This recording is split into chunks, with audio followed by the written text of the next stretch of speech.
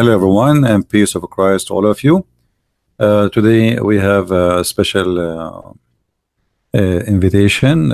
We have our sister from DCCI Ministry. She's going to make a call with me. And, usually I don't really accept to speak out of my channel. But because they contacted me a long time ago, and I said then yes, so I have to keep my promise. So they will contact me soon. I think she will be with the other brother, with her. And I think all of you know her. She is a speaker corner. She is a very brave woman. And they choose a topic which is about the paradise in Islam. And for me, I don't really care what the topic is. I do not need anyone to tell me what is the question. They can ask whatever they want. So if for those who like to support this ministry, DCCI ministry, they are based in England. Maybe you can even join them in some activities. They go to speaker corners in England, and they are very active people. So please invite your friends, and soon we will be with the brothers and sisters from the speaker corners. Is my voice coming good, guys? Is my voice good? Is it low? Is it high? Let me know, please.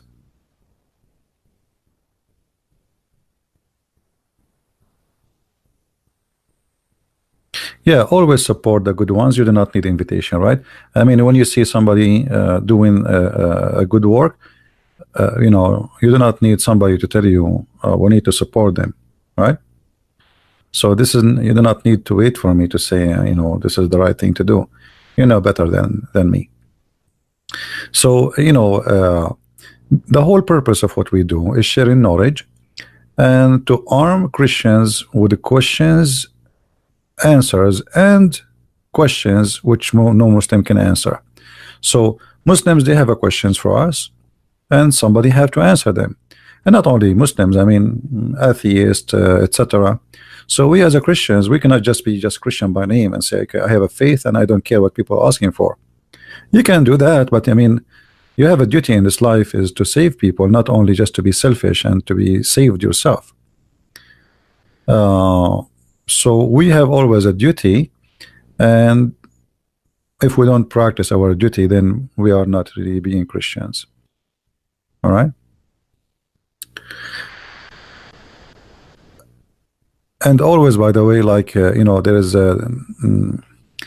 always I say to my admins, if a Muslim want to debate me, please verify that he is a real person, and which mean I say always I want a scholar, a sheikh, a big shot. And then my admins, they send me a link of a guy, a kid who created this chat. They are not listening. When we ask for Facebook, we do not want Facebook. This is not the point. Otherwise, he can create a. We wanted to verify who is this person. Is he worth it? Not a guy, he created Facebook and you send me his Facebook, says this is the guy I want to debate you. All right.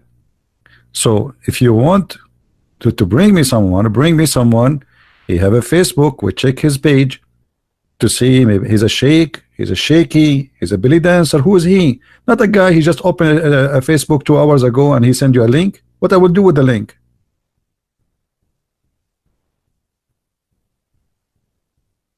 My voice is cutting out. Okay, let me switch my my internet. So and that make it kind of hard. Okay, what about now? Is it better now?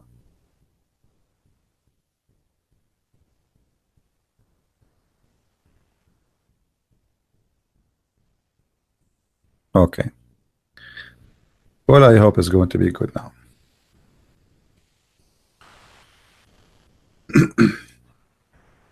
Let's see here.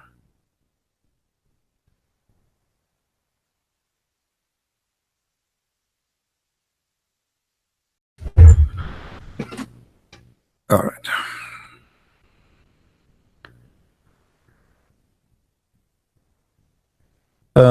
And you know, Muslims, they when they defend Islam, they have the right to defend Islam, no problem.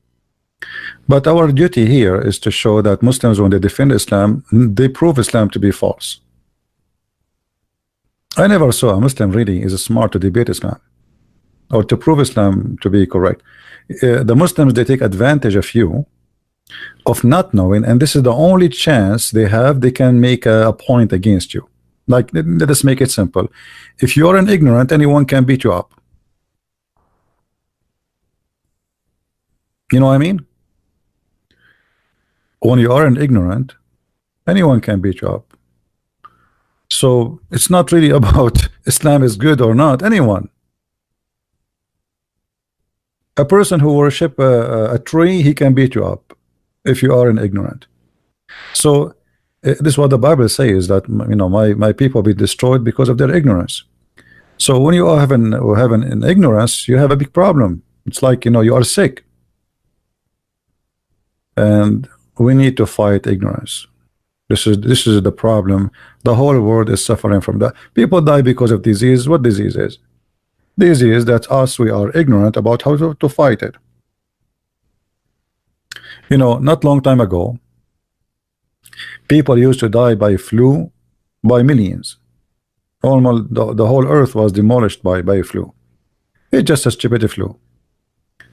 But because we do not know how to fight this very simple, tiny virus, people die by millions. Ignorance. Today, flu is not a big problem. And Islam is no better, no different. So you need to learn about, you know, your weakness, your ignorance. And again, if there is any Muslim want to debate me, you are more than welcome. But I don't want to debate kids, because we cannot call it a debate. Or Muslims calling me like this guy in the text. His name is Fahim. Do you see this guy Fahim? If you click at his page, you will see a guy. He is like 55 years old. Last time he called me, he played for me a love song. Do you believe it?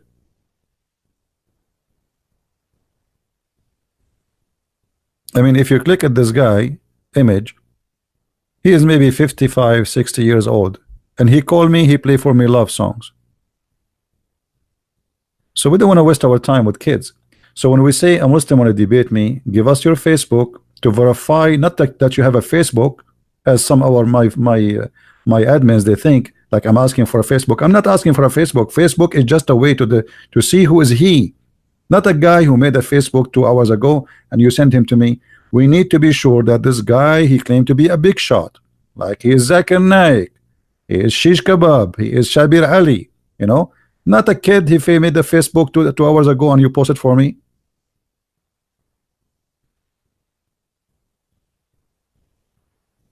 So we don't want to waste our time with those you know, idiots.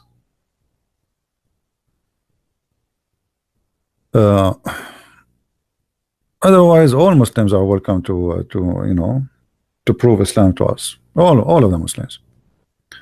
But I don't want to waste your time. Explain 48:9. Okay. There's nothing out of the topic, you know, but because today we are like we are a guest, I don't control the topic. I don't know what they will talk about. We will see. Their title says paradise, so I don't know. We will see.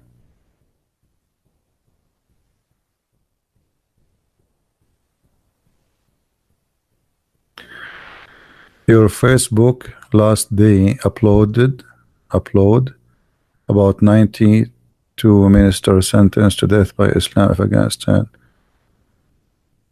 I did not post anything in my Facebook, Mr. August. If people deposit there, that's not me.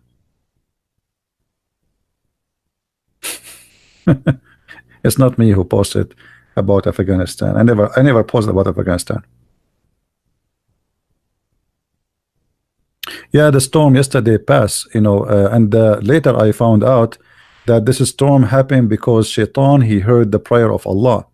If you remember, the Prophet Muhammad, peace upon him, he said when Shaitan, he heard the prayer of the Muslims, he fought.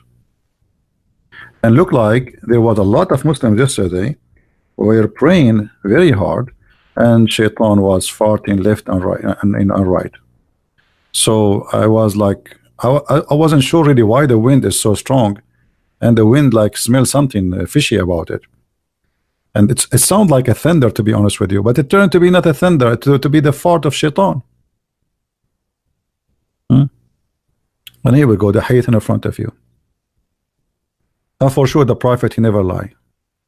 The Prophet, he never lie. Yeah. Proven to be true, by the way. It's true story.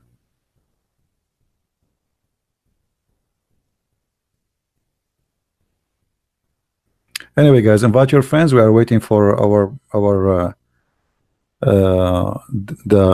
the team from the speaker corner to call me, and we will go from there.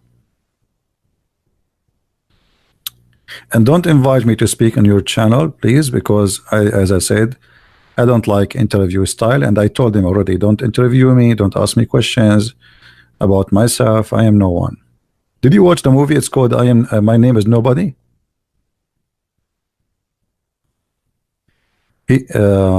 Abundant love, Arabian prophet, he lied. He says the earth is flat. I said that. Hello? Hello, peace of Christ be with you, sir. How are you? Hey, sister, peace of Christ with you.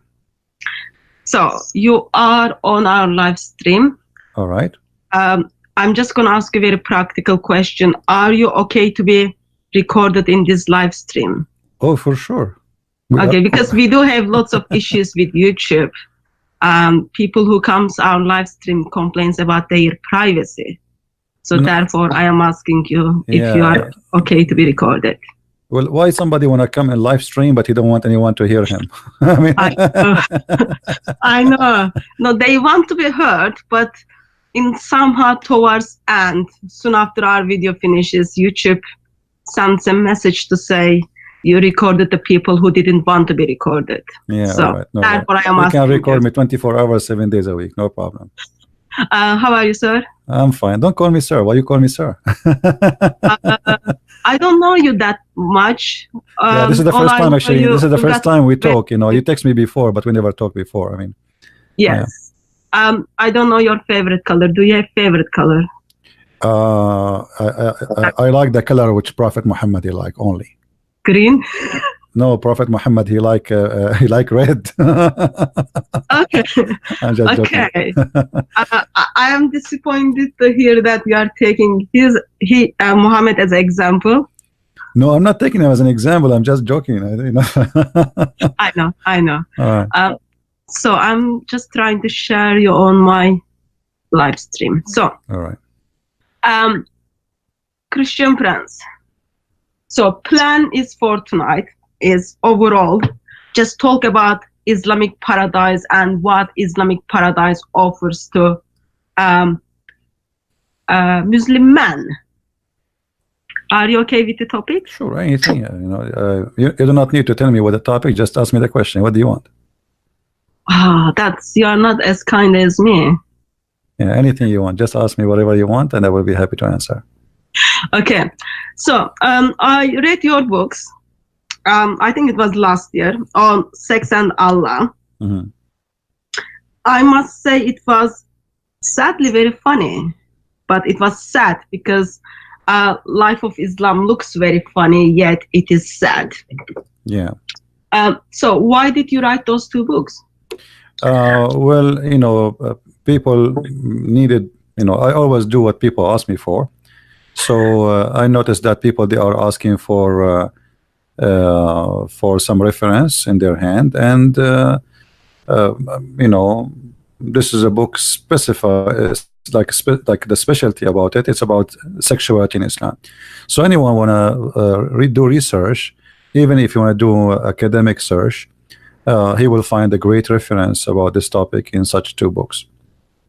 So now you do not need to go through like tons of books to find some restaurant, like some reference. So you know, I made them easy, and I did not put everything there. I put what is enough to prove a point. So I've done something very practical. I am not Arabic speaker. I am from Turkey. All right. And I went to mosque and I took your book with me. I think it was volume 1. All right. And I wanted imam from the mosque to just tell me what was happening in one of the hadith. Mm-hmm. It is the hadith when wife is beaten, her skin is greener than her dress, and Muhammad says you need to sorry for the language, taste. I will say it, don't say it. Taste her. Yeah. You have to taste his juice. Yeah. Yeah, so I took that to mosque, and Imam told me actually that's not in hadith. Really? And then I was asking, are you sure? And then he said, no, it's not in hadith. I found the Arabic version hadith and I took the physical copy to Imam. And he started telling me, actually, that is wrong translation. Okay, what is the correct translation? So correct translation was actually supposed to be if just a marriage, not the zawaj. Word is zawaj. What zawaj? So he told me there are two words in Arabic. One of them is nikah, other one is zawaj. Mm-hmm. And he told me the word which is in that hadith is zawaj. What is the word he says it is zawaj? What is the word he's saying? Marriage. It needs to be marriage. So he's just simply saying, go and marry with this guy to go back to your first husband. Well, we can go right now and we can read the hadith. Let us go there. And I will use the Muslim translation. Yeah. So they will not say, you know, he is using his own translation, right? I mean, there's no excuse after that. This is the hadith I'm going to share. I can send you the link actually in Skype. I don't know if you can open it there. Let me share it with you. Okay, I'm not very good with technology, so you need no to problem. be. I will read it. I will read it. Time to me. Yeah, it's okay. Don't worry. It says here, Rifa divorced his wife, whereupon Abu Abdurrahman, etc., married her. So there's a guy, he divorced a woman. His name is Rifa. The other guy, his name Abu Abdurrahman, he married her. One day this woman, she came to Aisha as she complained that her husband had beat her until he made her skin greener than her clothes. And then Muhammad, he came and he asked what's happening. So she said to him the story that her husband did beat her. Then Abu Abdurrahman, he heard that she went to Muhammad. So he came and he found his wife. She went to Muhammad. So he came with his two sons from the another wife. So this is two sons he have from different wife. And then she said, which means the wife, by Allah, I have done nothing wrong to him, but he is impotent and he is useless as this to me, holding her fabric, which means this guy, he cannot have sex. Holding, showing the fringe of her garment. Abu Abdurrahman said, by Allah, I can't satisfy her, but she is disobedient and wants to go back to Rifa. Allah Messenger said to her, if this is your intention, then you know that it is unlawful for you to this is the Muslim translation, not my translation, to remarry Rifa, unless Abu Abdurrahman had sexual intercourse with you. Then the Prophet said, he saw the two boys of the Abdurrahman and he asked him, are these your sons? Abu Abdurrahman said, yes. The Prophet said, you claim what you claim, which means the guy, he cannot have sex. But Allah, by Allah, those boys resemble him as they resemble the crow. So this is one of the hadith about the story. Yeah, so what Imam told me was, where it says Abdul Rahman has had sexual intercourse with you, that means actually when he marries. No, actually in Arabic it does not say I know. sexual intercourse. In Arabic it says until he tastes her juice. Yeah. Go. It says حتى يذوق عسيلتك. And anyone who speaks Arabic, you can see in my screen here. So we are not lying. That's what it says. It did not even mention the word intercourse. It says until you taste, he tastes your juice. Now we can go right now to the Arabic dictionary, Arabic English dictionary, and we see what the word asila. Yeah, so that's what I did. I went to I took the picture of Arabic dictionary, and then I showed it to Imam. But Imam was like still shouting and screaming at me. I think he thought that was like speaker's corner. He was shouting and screaming at me to tell me why I am making Muhammad look bad. Yeah, this is the only way to run away from the. Yeah, here we go. I put it in the screen. The ones who can see my screen, I just search for the word asila. This is Islamic website, not my website. This is the word asila. And it says asila mean orgasm. As simple as that. So the Prophet says, he did not say until you have intercourse. He said until he tests your orgasm. Okay, that was polite way to put it together. Anyway, so if anyone hasn't read the books, guys, read the books, memorize them, take them to mosque, challenge the imams, challenge the Muslims. It's very funny because some of the things they never read it, and when they read it, in somehow it just makes them. Did you see what is written in the cover? Sex and Allah. Yeah, in the cover, and the verse in the cover. Oh yeah, that's the 5566. Yeah. Restrain whom? Yeah. Do you want me to read it? My English is very bad. I mean, this is alone is a disaster. What kind of a religion? What kind of religion? This God, he described what is inside the women private part, you know, to make us believe in it. You don't need to be genius to answer that question. It's called Allah. Yeah. But that's different topic. Yeah. So anyway, just wanted to say thank you very much for these works. They are very, very helpful to Christians. Also, it is very helpful for Muslims who never even bother to think about what their religion is teaching.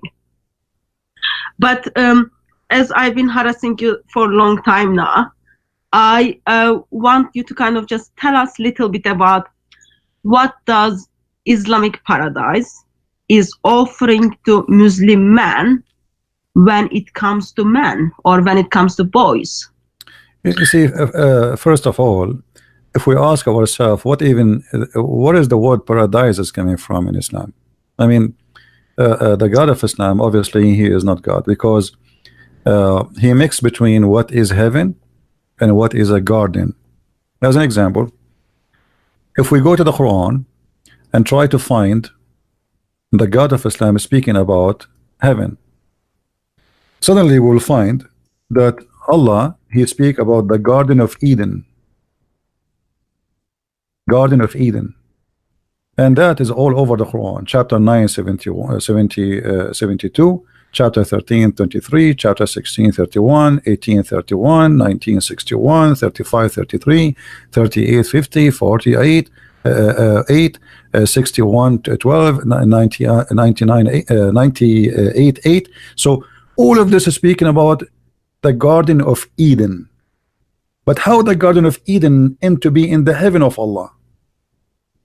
This is showing us that the one who wrote the Quran, not only he is an idiot, he is ignorant, because the Garden of Eden is not supposed to be in the sky. But in Islam, suddenly the Garden of Eden is jumping to be in the sky. And here, if you look at the heaven as an example in chapter 18, verse number 31, you will see how silly this heaven. I know you want to know about the boys, but we want to give introduction to those people who they are trying to understand. If you go to that verse in 18:31, you will see it's speaking about that Allah will give me a bracelet of gold. and I will wear a green silk clothes for eternity, and I will be laying down in a couch, and I will have a pillow underneath of me. Okay, so if just a moment, green is not your favorite color, so your favorite color is red. What are you gonna do? None of those actually is my favorite color anyway, but I'm just joking with you. But in here, like, scope the argument. You see, this is the good thing about women. You know, like women, they want to know what the color you like. This is not my topic. Focus with me in the heaven. So the heaven is of Islam. It is very silly. Very silly. What kind of God he promised me a bracelet in my hand, and I am a man. Why a man when I wear a bracelet? A bracelet of gold, and then I will wear a green silk clothes all my life for eternity. How boring! And not on, and he is trying to tempt me, and he say he will be reclining there. I mean, how silly is that? So what does that mean? I mean, this is so. Here you notice that Muhammad is making fun of us, insulting our intelligence, believing that we are a bunch of fools, and we will believe in such a religion because he promised us a couch, and he promised us a green silk and a bracelet in our hand, and we will have open buffet. Now, if you go to the boys in the heaven, or let us say what Muslims they call them ghulman. First of all, the word ghulman, or I don't know if you know what ghulman mean. What ghulman mean according to your knowledge? Do you know? I don't know, but can I make a comment before you move to that on Surah 18 verse 31? Go ahead. So my understanding was, of course I'm not expert, my understanding was Islamic paradise is where men are gonna meet with all their desires. Yes. Okay. And I haven't met that many men, but I come across only few men who would be happy with green. So if their desire is not green, do you think do they have right to ask Allah if they can change the color? No, that's it. You know, your heaven is fixed. This is what is the heaven. The food you eat, the clothes you wear, it's not up to you. That's it. Even in the heaven of Allah, there's only one kind of meat, which is bird meat. You know, that's it. There's no fish. There's no shrimp. There's no beef. That's it. There's only bird meat. That's it. So I have to be like kind of different type of vegan in heaven, in Islamic paradise. Everything is fixed. Everything is already prefixed. Your clothes, your dress, your etc. And the color is not, you know. And the funny that Muhammad, he says whatever they wish, but yet he is telling us exactly what we will wear. You know, what is the wish in the story? When you say to somebody whatever you wish, it's mean whatever you wish. So why you say to him you will wear a green silk? What if I don't want like a green? A green, you will be like in a surgery room, a bunch of surgeons in the hospital, you know, working in your body. Everybody is wearing green, you know. What about silk? Because there are people who are allergic to silk. Actually, he did not say the word silk. You see the translation in there. Right. It says silk, but the fact it is silk, but it's not really silk as just silk. It is it's like Gucci. You know, the word in Arabic there is istabraqa. Istabraqa, which is a fabric made in Iran, and this fabric, you know, it's very famous. Let us see here. It's very famous. Let us show you on the screen. I need to make a comment on it.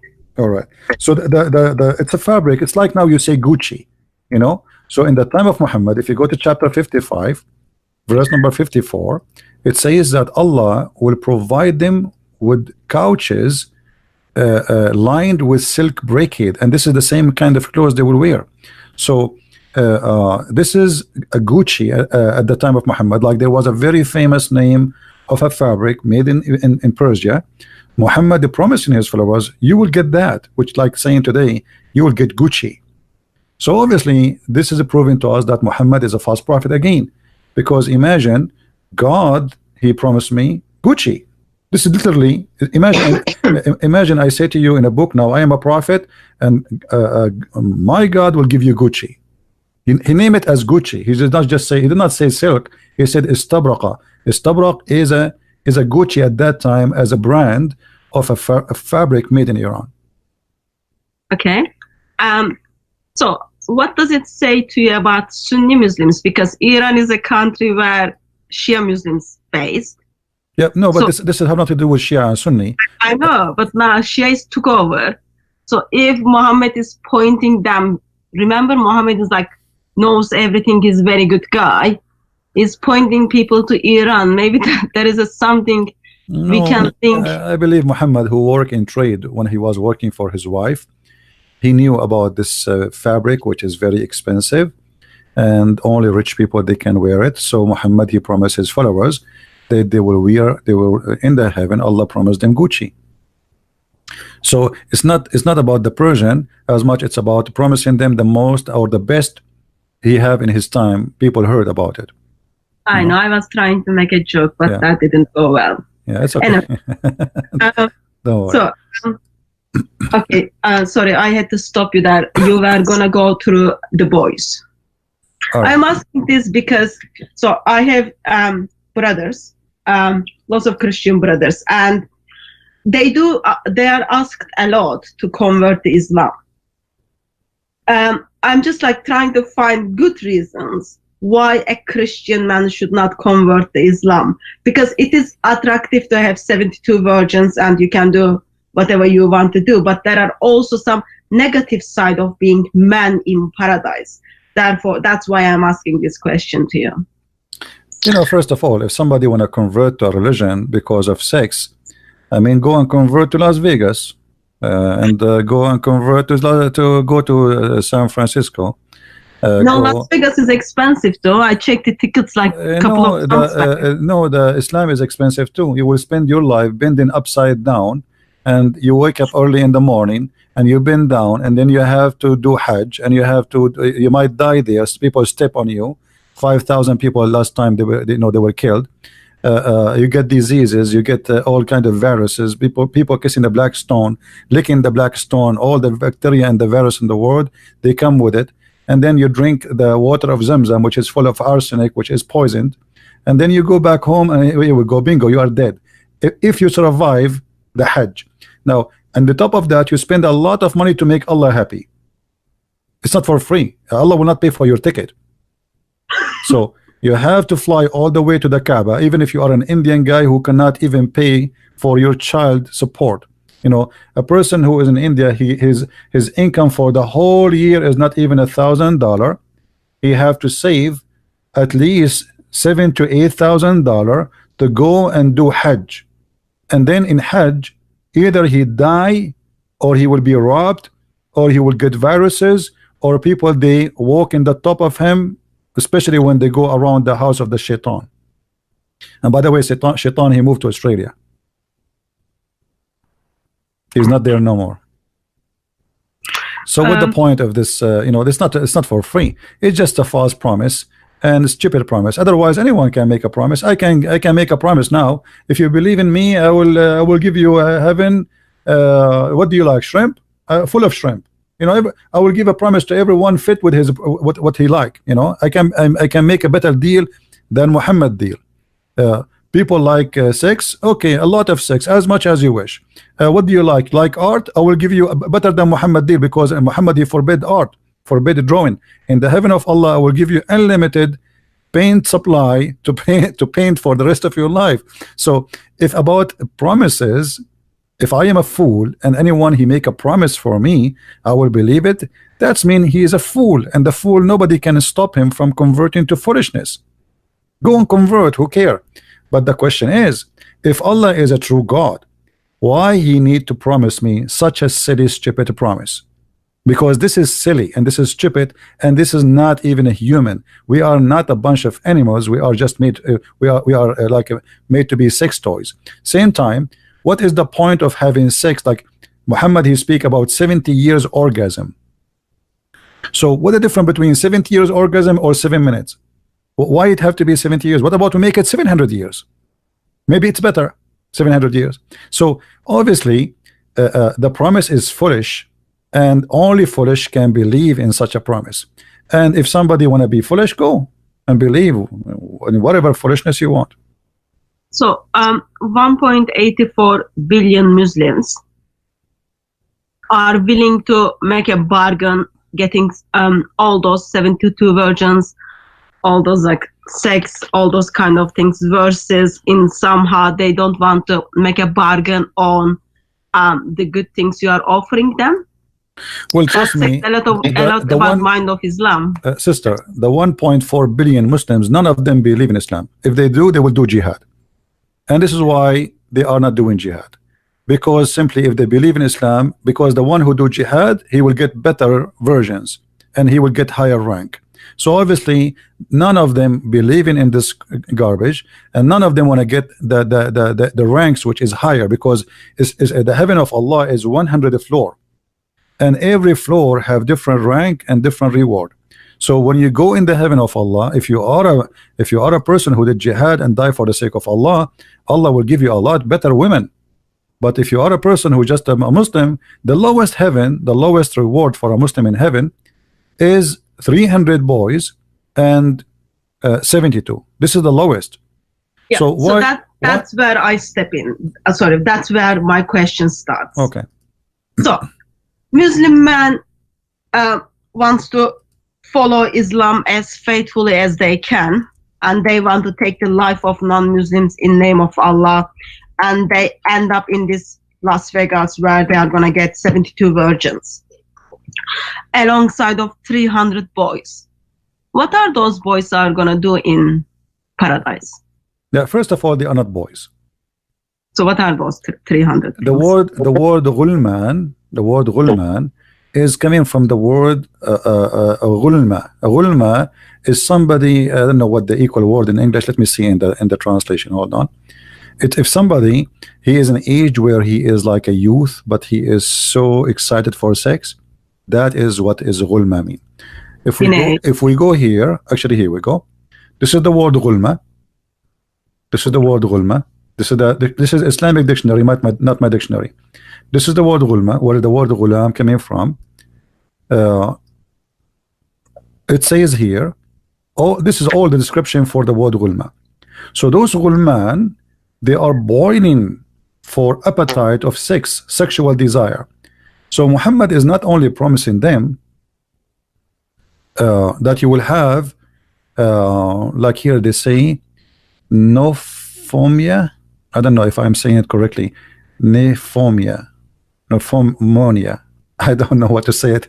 So yeah, it's not, English is not my expertise. It's okay, but people, they can see my screen, they can read it. But anyway, this is where the word ghulma is coming from. The word ghulam.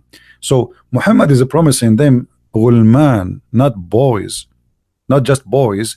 They are not, because when you say boys in English, it means maybe he's like 6 years old, or this is not what it says. They are ghulman who they are facing, let us say they are in the stage of their sexuality is in the top. Their sexual desire and needs is the top human being he can have. So at that age, this is what Muhammad is offering in heaven. Now, why Muhammad is promising them such a person, or such a, if we can call him a young youth, like teenage, who is so horny? What is the point if he is just going to be a servant? There's other hadith where Muhammad, he says, sorry, you've got 300 of those boys. I'll call them boys because I can't pronounce that Arabic word. And also those of, if anyone is eating, it will make them sick. Actually, the number, hold on, the number is not really 300. There's a hadith says 300. There's a hadith says 80,000 boy. In the first floor of paradise. Yes, this is for the bad Muslim, not for the good Muslim. Okay. If you go to Jami' al-Tirmidhi, Jami' al-Tirmidhi, hadith number 2562, it says the least of the people of paradise in position is the one with 80,000 servant, which they are the ghulman, and 72 wives.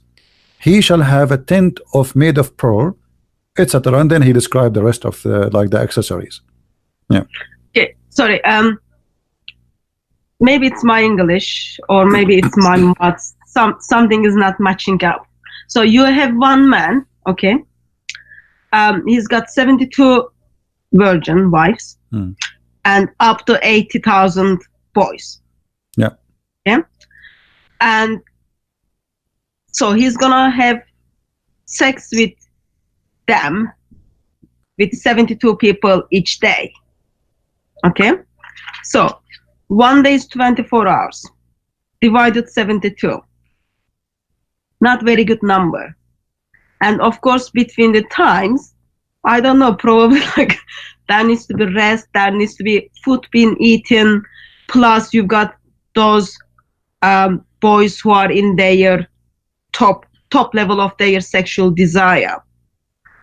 Is it my maths is not matching here, or there is like something else going? No, here actually there's a lot of like stupid promises Muhammad he made, because remember we just mentioned that Muhammad he promised the Muslim he would have an orgasm of 70 years.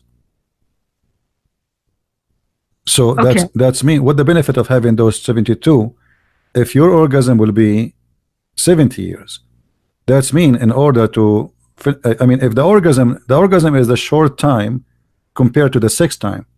So let us say if the orgasm is 1% of the sexual relation time, so that means the sexual relation time is going to be what, 500 years. So by the time you finish with the first one is going to be maybe 500 years or 570 years, and then you start with the second one. So in order to finish the 72, maybe it's going to take him maybe 35,000 years. So you know what I mean? I mean because the number is there a hospital in Islamic paradise? Because I am assuming man will need hospital or woman will need hospital. So 70 years orgasm. This is just the orgasm. The orgasm is a short period compared to the sexual period. So if Muhammad is saying it is 70 years, then we have to think about, so how long the sex will be? Well, it's going to be 2 minutes? No way. It's going to be 5 minutes? No way. It would be funny if sex is 5 minutes and the orgasm is 70 years. So if the orgasm is 70 years, the whole process is how long? You know what I mean? Anyway, it like as a Christian woman, it makes me feel sick.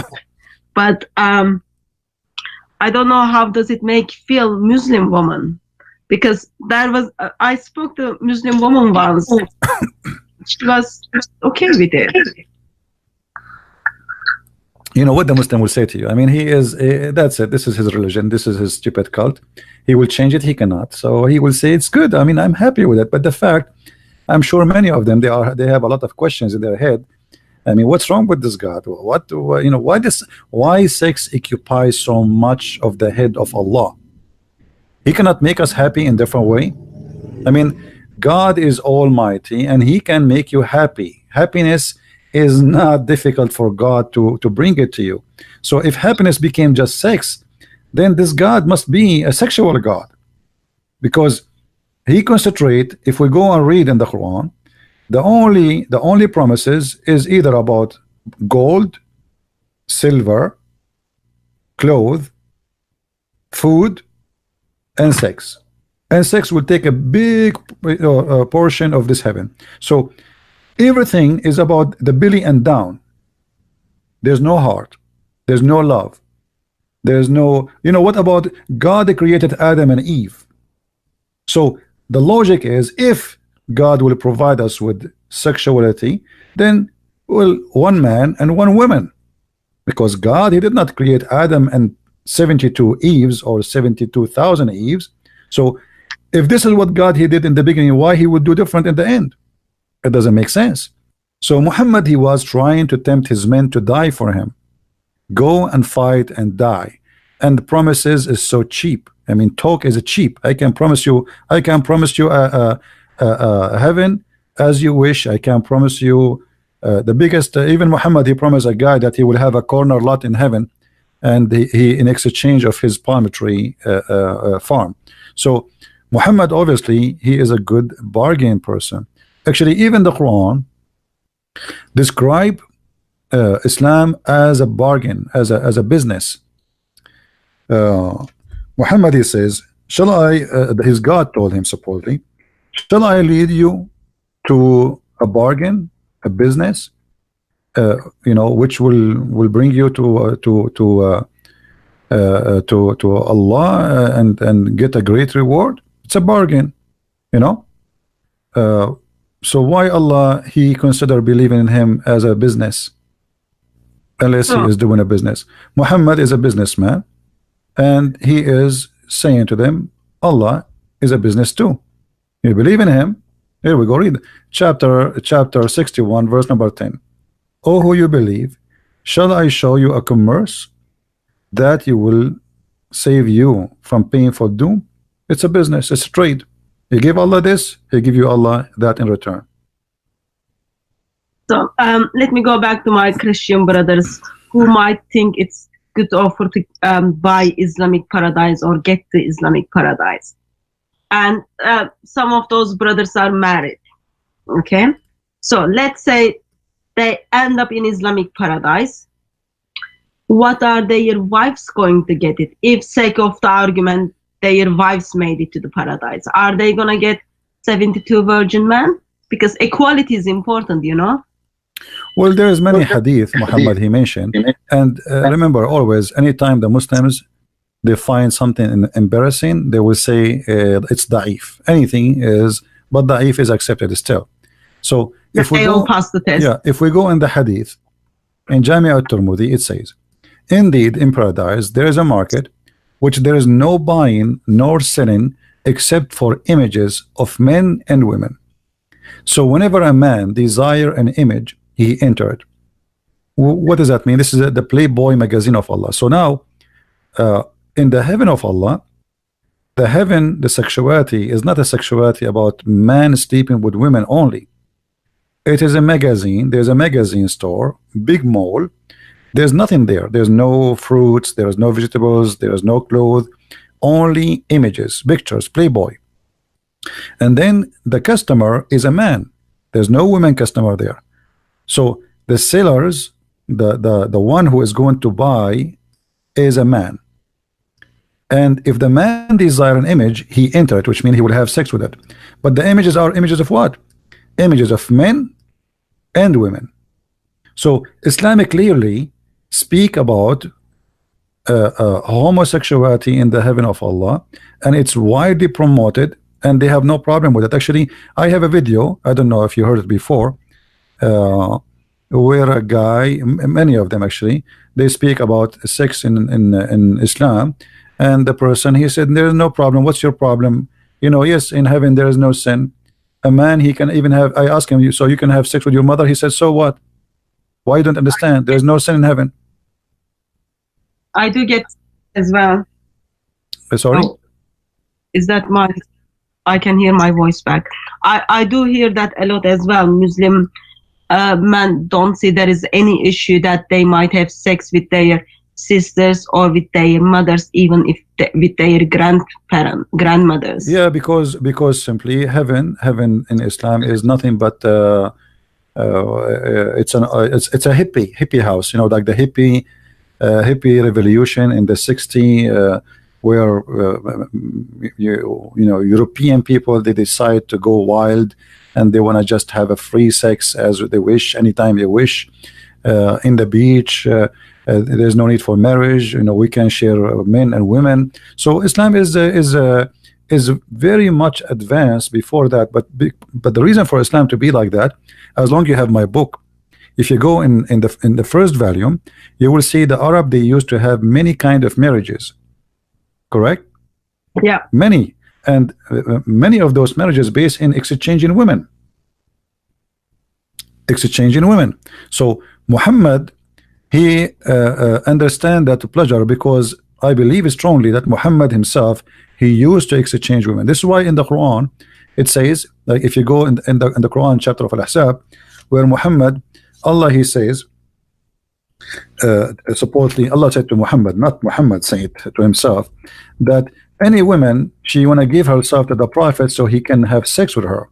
And then Muhammad, after that in verse number 52, it says, it's not allowed for you to change or exchange. This is the translation the Muslims they have. So how you can exchange women? I mean, how you can change a woman? You see here, it did not say divorce. It says you cannot change or exchange. Exchange in Arabic, to beddel. There's a huge difference between divorce and change. Divorce, she's gone. You know? I'm not that much surprised on that, because isn't it the same God who tells when husband doesn't need his wife anymore, you can marry him? So in the mind of Allah, human beings are an object which you just buy it from the shop and you can turn it and give it back. Yeah, but here the idea is why the Quran is saying to Muhammad, you cannot change or exchange. But here, like this is Yusuf Ali, I will read it for the Muslims, and I'm not using my translation. It is not lawful for thee, between two brackets, to marry more women after this, nor to change them for other wives. How you can do change other way? You see, it's not allowed for you to marry more women, nor to change them for other wives. What was happening here, obviously, that Muhammad at that time and the Muslims, they are practicing a changing wives, and changing wives is not a divorce. Changing wives is you take my wife, I take yours for a period of time, and this is what the Arab used to do before that. So Muhammad, obviously, he still enjoy changing wives, the same as the Arab used to do so. This is why when a Bedouin man, he came to Muhammad and he said to him, give me al-Humayra, you know, the Aisha, they call him the blondie. So Muhammad, he said, but she is the mother of the believers. Muhammad, he did not take his sword to fight him, and I am the prophet, I will kill you. No, he was, it's okay. And then Aisha, she said to him, who is this guy who can say such a thing to you? Muhammad, he said, he is a fool we have to obey, which means if he insists to take you, he will, and I will give you to him. So sexuality in Islam is beyond just it's not just like you know, heaven and even in earth. I mean, earth is different from heaven in Islam. All of it is about sex. Let me ask you a question. I'm guessing you've been Christian long enough. How, may I ask, like, how old are you? Are you like in your 30s, 40s, 80s? I'm very old, even you know. Okay, I'll think you are in your 70s. Yeah, 80, 90, can say. Yeah, I'll go with 70s. Okay. For last 70 years, Right. how does it make you feel as you read these verses as man, and hearing Allah does give you right to exchange your wife with someone else's wife? Well, first of all, here you see always the story have two sides. There's the guy who will take the wife, and there's the guy who will lose the wife. So Muhammad always the one who will take the wife. You see, you remember the story where Muhammad, he took the wife of his own son, right? Yeah. So in the story, Zayd, he is younger than Muhammad, and Muhammad is the old guy, but yet the younger is the loser and the older is the winner. So Zayd, he been forced to divorce his wife, so Muhammad, he can have her. So age will not change the fact that everything in Islam is about a winner and a loser, and always Muhammad have to be the winner when it's come to sex. You, even if you are the son of Muhammad, you are not safe. Your wife is not safe from him. And even Ibn al-Arabi, in the interpretation, they says that Ibn al-Arabi, he said, if the prophet, his eyes fall into a woman, her husband, he must divorce her immediately, so the prophet, he can have her. So Muhammad, I believe, in certain point, his reputation became so horrible, and he wanted to fix it to make it look like, okay, you know what, I became a good guy. I'm not going to exchange wives no more. I'm not going to be the playboy, you know me, anymore. So in the chapter of Al-Ahzab, after he made the verse where it says that any Muslim woman, she can give herself to the Prophet so he can have sex with her. After that, Muhammad, he came, oh, okay, you know what, Allah, he told me, after that I cannot change women, because people, they start talking about what kind of a prophet this prophet is. And that's why, if you remember, Aisha, she said to Muhammad, Inni ara rabbuka yusari'u ila hawaka ya Muhammad. I see that your God, he rush into your desire, Muhammad, sexual desire. Now, why Aisha, she said that? She is the wife of the Prophet. She is not a stranger. But if Aisha, she is not stupid. She is observing, and she learned that her husband is a sexual predator, and he will use God as a puppet for his sexual desire. So women, they start offering themselves to the Prophet to sleep with him. And Aisha, she said, I feel jealous of the women who offered themselves to Allah Messenger, and said, then when Allah, the Exalted, the Glorious, revealed this, you may differ between any of them as you wish, and take to yourself any you wish, and if you desire any of you have set aside, no sin chargeable for you. So Aisha here, she noticed, oh, not only he made verses that a woman, she can give herself, but now Muhammad, he make other verses saying that if a woman, she don't look good for Muhammad, he don't like to sleep with her, Allah gave him, or he make a verse obviously saying, oh, the one I don't like, I can't say, oh, stay aside, the one I like will come to the bedroom. So Aisha, she said, it seemed to me that your Lord hastened to satisfy your desire.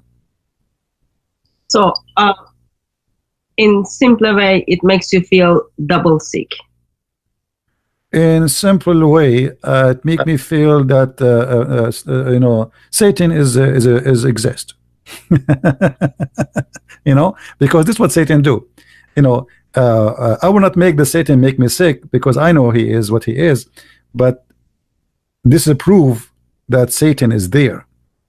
Because you see, a person who claimed to be a prophet of God, and then he tried to take advantage of his followers, specifically women. Obviously, he is a cult leader. All cult leaders in the world, they share one thing. They are sexual predators. They are going after their followers. So, you believe in me, I'm going to sleep with you if you believe in me. And this is exactly what Muhammad did. If Muhammad was a good person, and he is a prophet of God, and the Muslim, they say he is the most decent, good man, then why he needed, he have already 13 wives, so why he needed verses saying any woman, she can give herself to the Prophet? Why? He is short of women, he is short of sex, he cannot find a wife. He have 13 already, and he have many sex slaves, you know, and even his wives, they get him busted having sex with Mary the Copt in their bed. So why he needed all those women? Okay, so Muhammad had lots of wives. He had sex slaves, but still he need extra people to meet up with his sexual desire, and he's offering that sexual desire for his followers when they get to paradise. Go back to those boys in paradise. I'm really curious about what are those boys are gonna do in paradise. Well, the Muslims, they say that those boys are going just to serve us. But what are gonna serve with their like all high, I don't know what is the term for that, high level of their ready to have sex desire? I don't know what is the term for that. Let us analyze what the Muslim, they will say to us first. The Muslim, they will say no, they will not have sex with them. They will just serve you. Okay. Now, there's a video on YouTube published by the Dean Show, and the guy who speaks there, his name is Dr. Dermelli. I forgot his first name. People, they can search for it. It's called The Description of Paradise, and he says in the heaven, if you wish something, is going to be in front of you right away, which means not the servant will bring it to you. Like if you see a bird in the sky, you say Subhanallah, and the bird will be cooked in a dish in front of you. When you finish eat, there's no dirt, it's gone. So why do you need servants then? This is the question then. So why we need, what servant will do? And imagine, not only that, in the heaven of Allah, your clothes will never go wrinkles, and you will never take a shower, and there's no dirt, and there's no dust, and there's no cleaning, and there's no sweat, and even there's no sperm in some stories they say. So what the servants are for, what they will do? This is the question the Muslims cannot answer. The Quran says that those servants, they will go around them serving them, and they have cup of wine, and then it says la yanzifun, and they will not bleed. Now the Muslim, they say the word bleeding there is about not about bleeding from like using blood, it's about getting drunk. But why the boys will get drunk? It is the masters who will drink, not the boys, you know. So in today's society, servants wouldn't sit down and then eat with their master. I am assuming in Islamic paradise where man doesn't need anything, like they don't even need servant, still they do get those boys. You see, if you watch this video, I encourage people to watch it so they can laugh. The guy, he said you will have 80,000 boys serving you. Now 80,000 boys To one man. and yeah, for one man only. And then this man, if he wished something is going to be in front of him before even he say. So what the boy would do, it is silly, it is stupid, and the Muslims, they try to get away with this promises. At the same time, isn't it, this is a child abuse? Let us say they are youth. But slavery is all right though in Islam. It's all right, yeah. But Yeah, so but, they wouldn't but those complain about but those who claim that Islam is a good religion and Islam is have ethic, I mean, where is the ethic in this? Allah will enslave for eternity a bunch of youth, and their job is to serve me a cup of wine for eternity. If they will not have sex, according to Muslims, let us say, I'm going to the Muslims' claim, let us say they will not have sex with them, they will just serve us wine. So is it right to enslave 80,000 little youth just to serve me wine? 80,000, how many cup of wine I would drink a day? I mean, why 80,000? Sorry, my brain sometimes just most of times doesn't work. So you've got those 80,000 boys who are high in their sexual desire, okay, and all of their job is to just serve you wines, 80,000 wines in one go. That's a lot of wine. That's a lot of kids, a lot of boys. And I am very curious why Muhammad needed to express how high was their sexual desire. Well, what do you think? Well, you know, it's not only a lot of wine. I mean, this is stupid. I mean, what you see, like, if heaven is heaven, can't heaven be perfect without having a youth next to my bed? 80,000. I mean 80,000, they have to be mute to enjoy my day. 80,000, they don't talk. 80,000, they don't blink. 80,000, they don't even make a sound when they walk, because if you have 80,000 chicken and they walk around without talking, without making buck, buck, buck, buck, buck, they will drive you crazy by the sound of their feet. So you have 80,000 youth. This is an army. You can fight, and you can, you know, there's some countries until now they don't have 80,000 soldier. So 80,000 just to serve me wine? Well, life must be very hard in paradise, Christian friends. You can guess, like having lots of sex for long times, you need lots of drinks, and you need those sexually high boys to serve you drinks. For me, I see it very, very silly, and it's an insult to our brain, like how anyone can believe in such a garbage. I mean, 80,000 little boys, and they are youth, and they are horny, and they will be, and not only that, the Quran could describe them, they are white like pearls. Why they have to be white like pearls? Why they have to be so beautiful? You know what? So obviously the man is enjoying their beauty too. Otherwise, why I need those boys who they are youth, who they are very horny? Why they have to have such a look, such a face, and such a design? It doesn't make sense. But the whole idea is promises is cheap, and Muhammad is speaking to a bunch of Bedouin. The Bedouin, the Arab, they love sex, they love to drink, they love even the Quran. Muhammad himself, he was a heavy drinker, him and Umar al-Khattab and all the Muslims, to the point he became the joke of the town. Everybody, when the Muslims they pray and they are drunk. So Muhammad, after the people start making fun of him, he come with a chapter 4 verse number 43, where it says, Allah told Muhammad, supposedly, for sure this is Muhammad, he said to the Muslims, oh, who you believe, approach not prayer when you are drunk. So imagine how much they are obsessed with drinking, those Arab in the time of Muhammad, to the point they cannot pray. They are, when they go to pray, they are falling apart. So they are a bunch of drunken people. So Muhammad, he did not forbid that until he himself cannot drink, and then he says the wine is haram. Now here you will see the contradiction. Why wine in earth is bad, and why wine in heaven is good? Especially, I know the answer to this question. Sorry? I know the answer to this question. Would you like me to answer? Go ahead.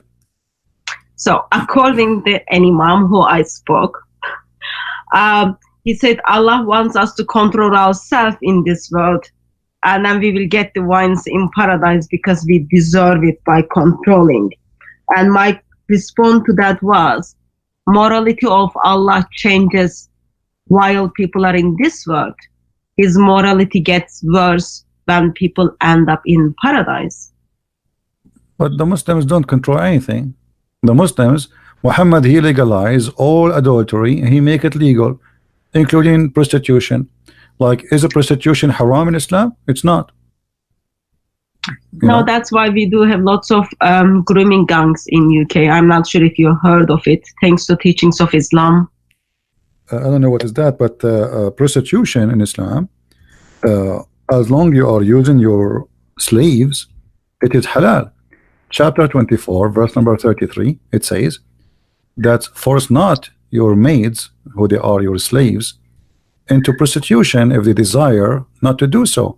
But however, if you force them, Allah is all merciful and forgiving. There's no punishment in Islam for any Muslim if he use his slave. She have to be a slave, not a free woman. If he use a slave he own for prostitution, it is legal, it is halal, and there's no problem with that. And the only condition here in the verse, it says, force them not if they choose. Which means if you ask her, do you like to do prostitution, and she says, hey, good for me, then business is good.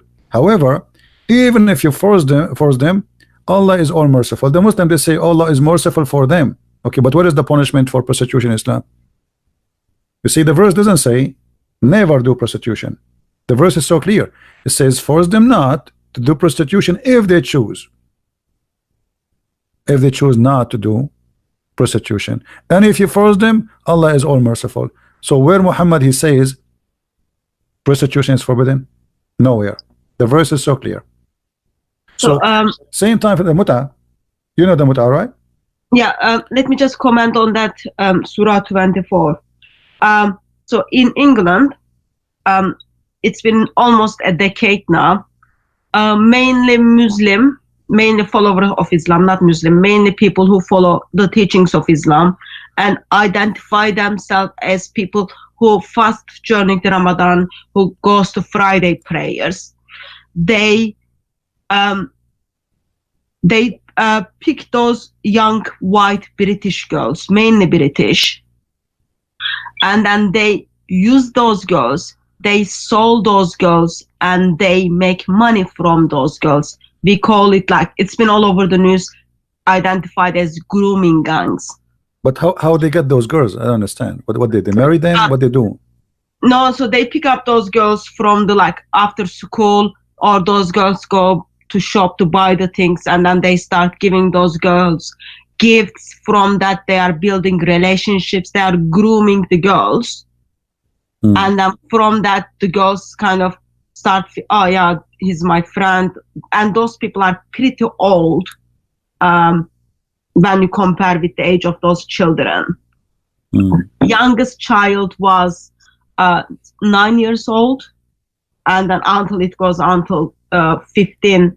I did meet some of the girls who's been groomed, and the way they've been treated by Muslims. If one of the girls wanted to give up and didn't want to kind of be friend with these Muslim men, they were told they will family will hurt one of the girl. They nailed her tongue on the table if she goes back to if she leaves this gang. It's overall like very sad, ugly. But when we see those Surah 24 verse 33, it makes sense for us why Muslims are using those mainly white British girls to make money from them, because apparently Allah is all merciful and all forgiving.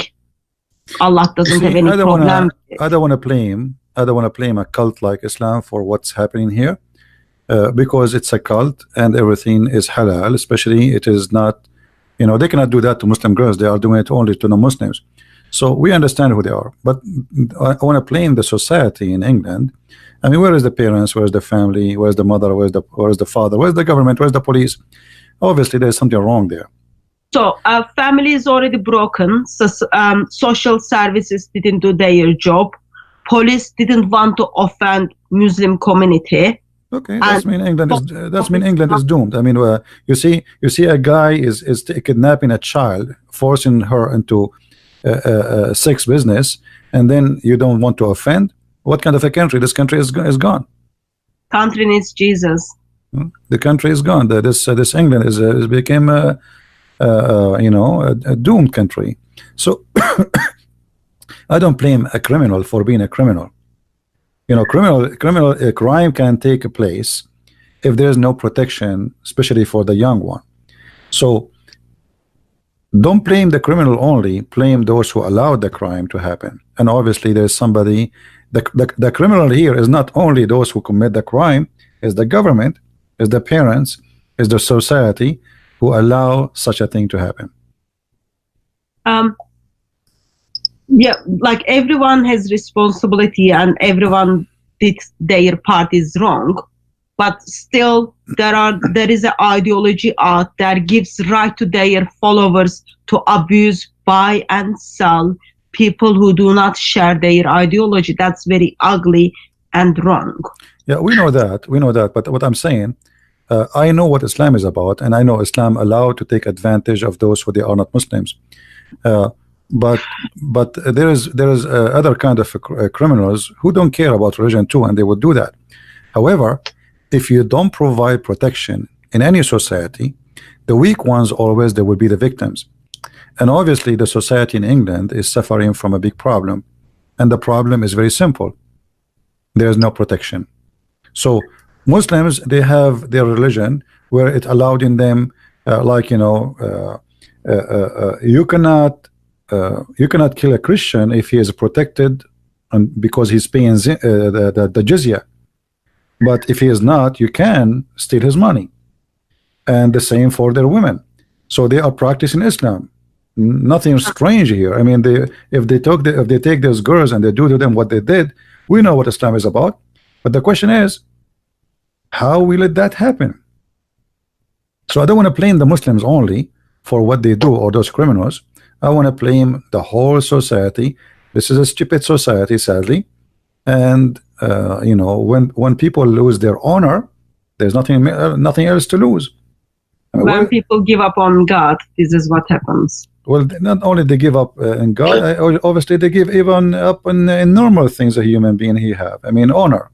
I mean, if you don't have an honor for your children's, and I mean, even cats, even chicken defend their babies.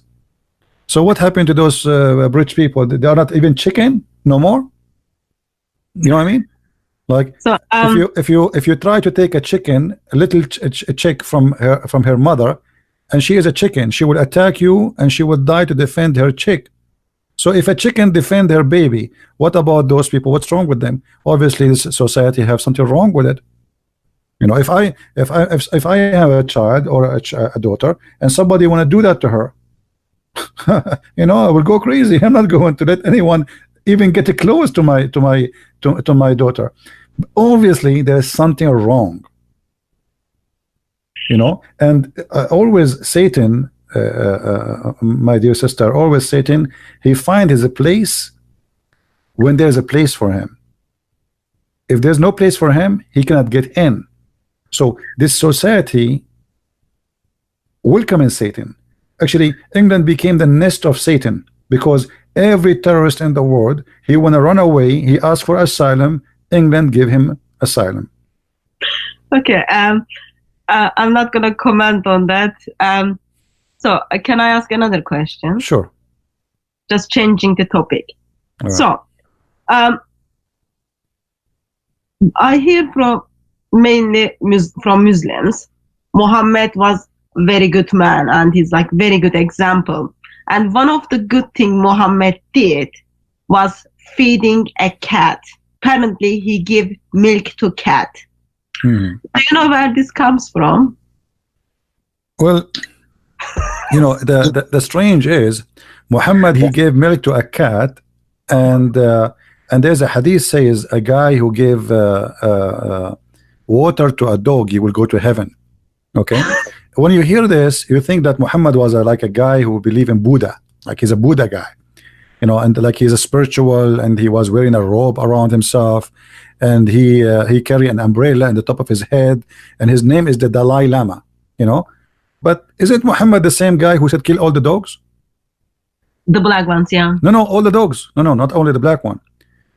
In the beginning he said kill all the dogs, but when people they start complaining, he switched to the black dog only, because people they have guard dog, they need dogs. Nobody can live without dogs at that time. So dogs at that time, it was a necessity, it's not a luxury. So in the beginning, Muhammad, he ordered to kill all the dogs. And here we ask ourselves, if Muhammad, he ordered to kill all the dogs, how a person can believe that Muhammad, he gave a cat a milk and he was a very nice person? It was narrated, and this is Sahih Hadith, the Messenger of Allah raising his voice and commanded that dogs to be killed, and dogs were be killed, except for hunting dogs or dogs kept for herding livestock. So all dogs were killed. And by the way, this is only after adjustment. In the beginning, Muhammad, he ordered to kill all dogs with no exception. Sahih Muslim. Let us show the hadith number so people will not say we are making things up. Do you mind sharing your screen, Christian Prince? Yeah. Are you sharing your screen? Oh, you want me to share in my Skype, you mean? No, like I'm. Yeah, you can share my video. Yeah, no problem. You can share. Sahih Muslim 1570, hadith number A, or you know, it says Ibn Umar said, Allah Messenger reported Allah Messenger giving command for killing dogs. So Muhammad, he ordered to kill the dogs, and then when the people they start complaining, he switched. He said, okay, kill only those who they are not herding and not guarding. So anything else you kill. So why Muhammad, if he is a nice person, want to kill dogs? And Muhammad actually he says, if not the dogs are nation like other nations, I will order to kill them all. You know why? Okay. Do you have any pets? Do you have any dogs or cats? No, I don't have. Guinea pig or anything? No, I don't have. No. So I've got 3 dogs. Okay. All right. Like they are seriously very lovely, and one of them is puppy. She just chooses everything. Other ones are like little bit older. I look into their eyes, and when I remember Muhammad wants them dead, it doesn't give me that much nice feelings about Muhammad. Do you think my feelings are correct? Well, dogs, they have a special sensation, and they can sense evil, you know. So because they can sense evil, I believe Muhammad, he hated them. Each time they see Muhammad, they sense evil in him.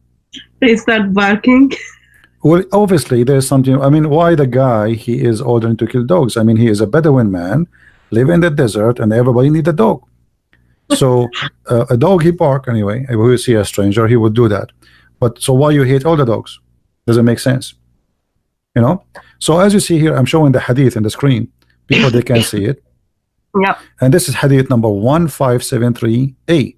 It says that Muhammad, he ordered kill all dogs, all the dogs, and then he made an adjustment.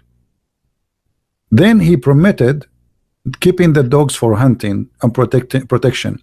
So there is no need for any man. I mean, dogs are very beautiful animals, you know. What if a dog, he is weak, he cannot protect you, but you like him to stay alive, and he is cute, you know, he's funny, the kids are playing with him. According to Muhammad, we kill him. That's just heartbreaking. I'm double heartbroken about it. And you know, this kind of a person, obviously he have a mental illness, because you know, I can be maybe a person, he have a phobia from dogs. Maybe one day when he was a kid, he was bitten by a dog, but that is not an excuse, you know, to kill all the dogs. That's stupid, actually, you know. So dogs are very faithful. Dogs are very faithful, and they are always the best friend for a human being. I mean, if a guy, he lost in the middle of nowhere, which one you prefer, to have to be by yourself or to have a dog with you? For sure you will have a dog. So dogs never been a problem. Now, for sure there's some bad dogs, you know, but there's bad human too, you know. If a dog, he bite, there's a human they kill. Should we kill all human? You know what I mean? So why we need? And then you will see here the superstition of Muhammad. When Muhammad, he says that the black dog, and then he switched to the black dog, and he says you kill not only black dog, any pure black animal. You need to ask yourself, what is the phobia about the black color? Why? Sorry, CP, sorry. I was told that you are not showing your screen on your channel. Is that correct? No, now it's showing. Now it's showing. Okay, sorry. Yeah. So the Messenger of Allah said, if it were not that dogs were part of a nation among the nation, then I would order that all of them to be killed. Now here we need to ask ourselves, why Muhammad, he hated dogs so much, and then why he switched to say kill the dogs which is a pure black. They ask him, what is the distinguish between a yellow dog and white dog from a black dog? He said the black dog is the devil, is shaitan. So Muhammad, obviously, he believed that black color is the color of Satan.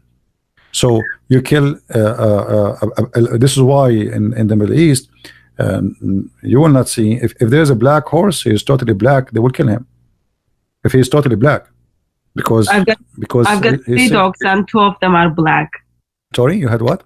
I've got 3 dogs and 2 of them are black. Well, you know, those are the enemy of Allah. You know, I believe my dogs are made for heaven, but anyway, not for paradise. Yeah, well, I don't think dogs deserve to go to the paradise of Allah anyway. I mean, it's not nice for them. But here you will notice that this person, he have a mental issue.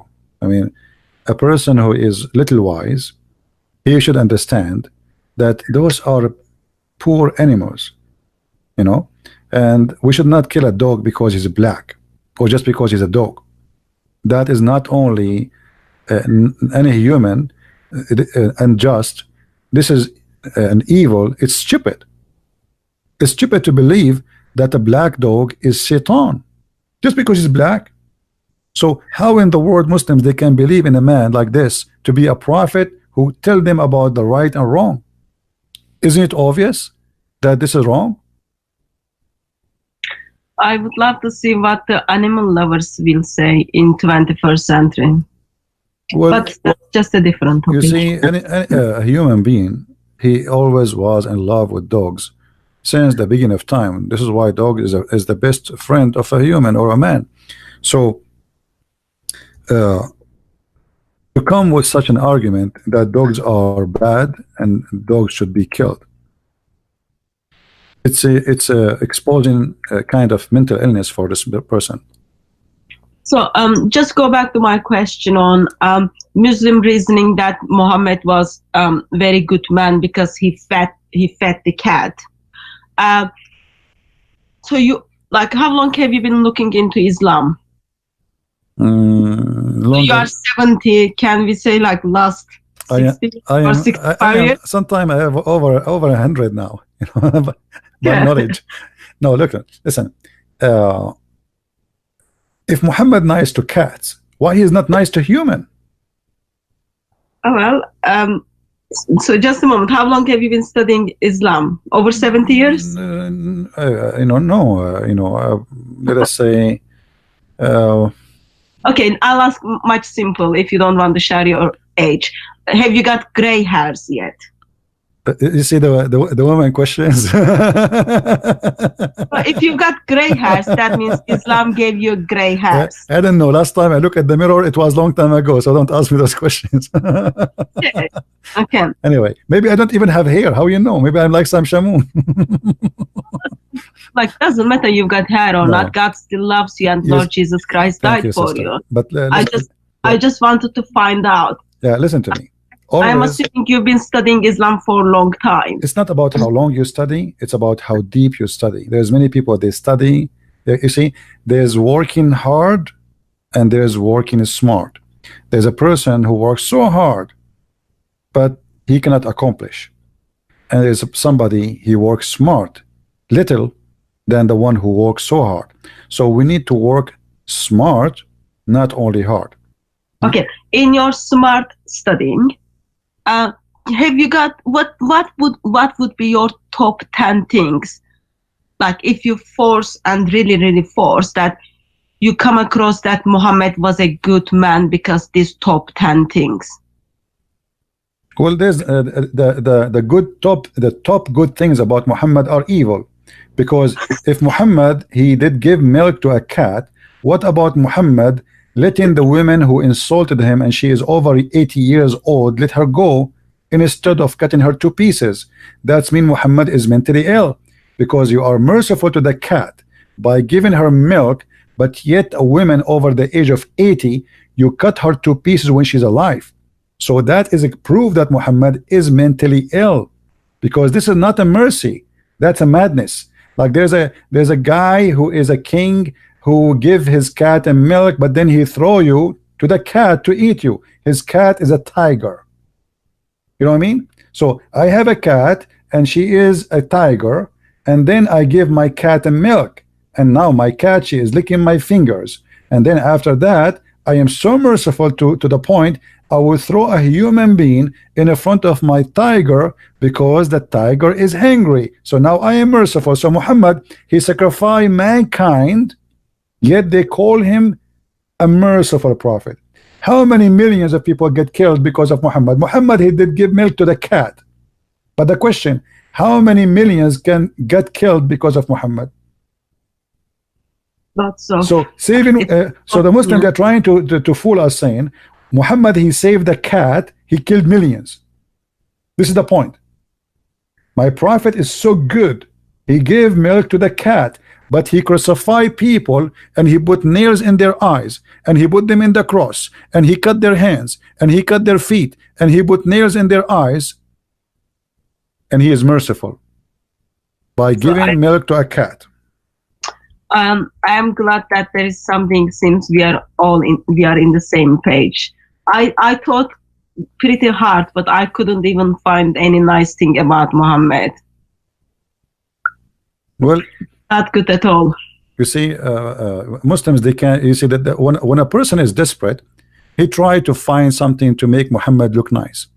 So they start quoting stories which we find it actually hilarious. Like as an example, the Muslim, they say that there was a Jewish guy, he piss always and he throw garbage in the door of the prophet.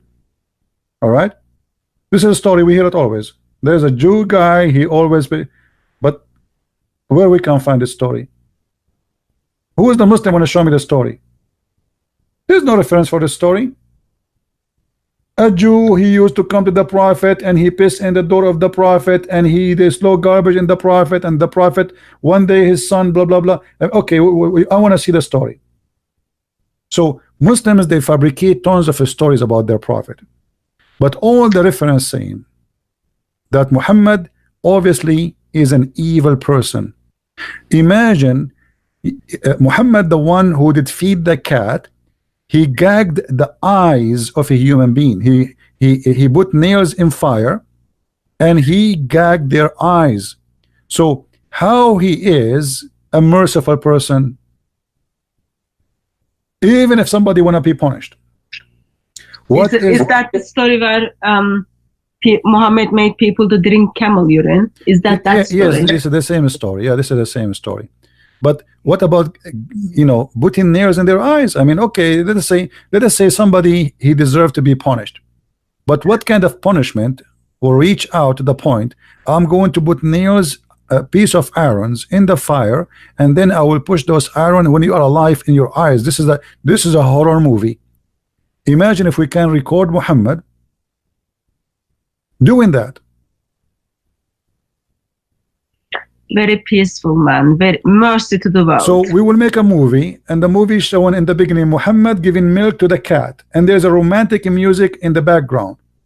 And then in the second part of the movie, the prophet is cutting hands and feet and crucifying people in the cross, and then they bring in nails, he heat it in fire, and he push it inside the eyes of those people when they are alive screaming, and then he let them die slowly. So here we go. This is Muhammad, who he did give milk to the cat. So you know, I believe Hitler, he used to have a cat too. You know, and he burned 6 million Jews, but he have a cat. Okay, I'm changing the topic. So go back to the paradise. I'm curious about paradise. It's not because I want to end up there, because I concern for Muslims who are hoping to end up there. So we do have those virgins. We do have those boys who are like hyper with their sexual desire. They are serving all those wines, yet they're not gonna get drunk. What else do we have in this paradise? What is paradise is offering Muslim women if they ever make to paradise, since they are not clever enough? Muhammad, he promised that Muslim women, there will be 70 time more beauty. But I find that this is very stupid promise, and I will explain in the screen why this is very stupid for those who want to use their brain. Imagine, let me do this in the screen. We have a woman, her name is Fatima. I mean Arabic. Fatima. And then another woman, her name is Khadija. And then another woman, her name is Aisha.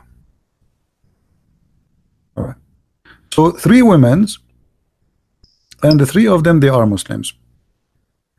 The first one, her beauty is 1 compared to the one after it, which means the one after it is twice more pretty, and the one after it is three times more beauty from the first one.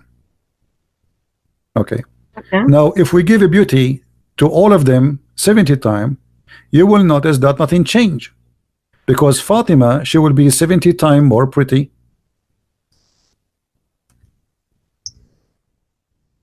and Khadija will be 140 times more pretty. So people are not pretty enough in this world, and Allah is giving them anti-aging creams and making them pretty in equal level. No, what I'm saying, nothing changed.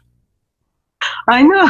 Nothing changed. You're still, excuse me, I don't like to use this word. I mean, like people, they say ugly, but let's use it as a street word.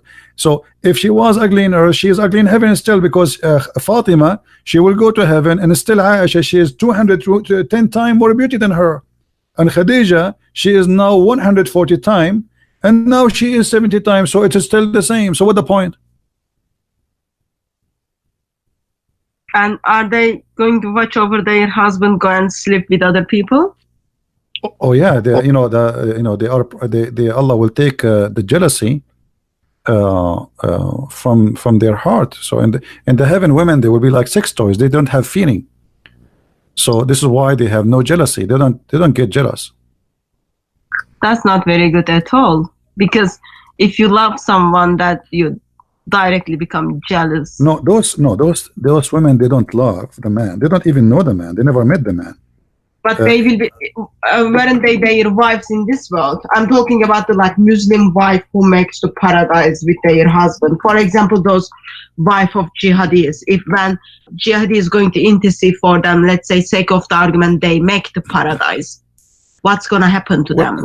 This is what I'm saying. Allah will take the jealousy from those women in the heaven. So the women in the heaven, she will not have any jealousy, even not only the virgins, all women. Actually, this is in the Quran. Let us go to the Quran and find the verse, and we will show the Muslims that translation, which their own translation, not our translation. If you go to chapter 7, verse number 43, it says that Allah, He took from their heart all kind of feeling, anything. So in the heaven of Allah, there's nothing will disturb you as a person. No feeling, no jealousy, nothing. Same if you go in chapter 15, verse number 74. Like here, the translation is like making it, translation here is sense of injury. What does that mean? Sense of injury. Sense of injury, like you will not be injured in a sensual way. So in the heaven of Allah, you will be reclining in your bed, and nobody have bad feelings. So there's no jealousy. I'm not sure as a woman if I think that's a good thing. I wouldn't say that's a good thing. If you don't, you see, Muhammad, next human is like, it's not about it's a good thing or not. I mean, this is a false promise anyway. And Muhammad, he is trying to explain to the followers. Obviously, one of them, he's asking him, how we will deal with those women. I mean, a lot of women, and I will have sex with all of them. They will be fighting. They will give me headache. So Muhammad, he wanted to make it okay. Don't worry. Allah will take jealousy from their heart, so they will not have any jealousy. So Muhammad always, his promises is a solution of problems human being he suffer from in this earth. So when Muhammad, he promised you something in heaven, simply is to make you feel better, not to make you feel more horrible. So he promised that in this heaven you will not have those problems you have here. Women, they will not be jealous because you are having sex in front of them with other women. No, actually, they will be happy for you. Of course, that makes sense, because those wives or those women won't have mother. Therefore, men are not going to get mother-in-law. That gives extra peace to them. Well, not only that, even the women themselves, they will not have the jealousy. The women herself. Yeah, there's no mother-in-law in there. And not only that, you have my book, Sex and Allah. You will see that all the women who Allah promised the Muslims, they are a special kind of women. All of them, they have the same face, the same height, the same voice. They sing the same song, and all of them, their name is Hur. Now look at this. Imagine I have 100,000 women, but all of them, they look the same. I mean, how stupid that is. So what the point? Which one is which? What the point of sleeping with all of them? I mean, sleep with one, sleep with all. You know, because they have the same name and they say the same words. Each time the guy, he finished with the women, she will say to him, you are the best. Which means you are the best in sex. But how she is saying to him that if she is a virgin? How a virgin she knew that he is the best? She never saw a guy other than him. She never even saw a man before.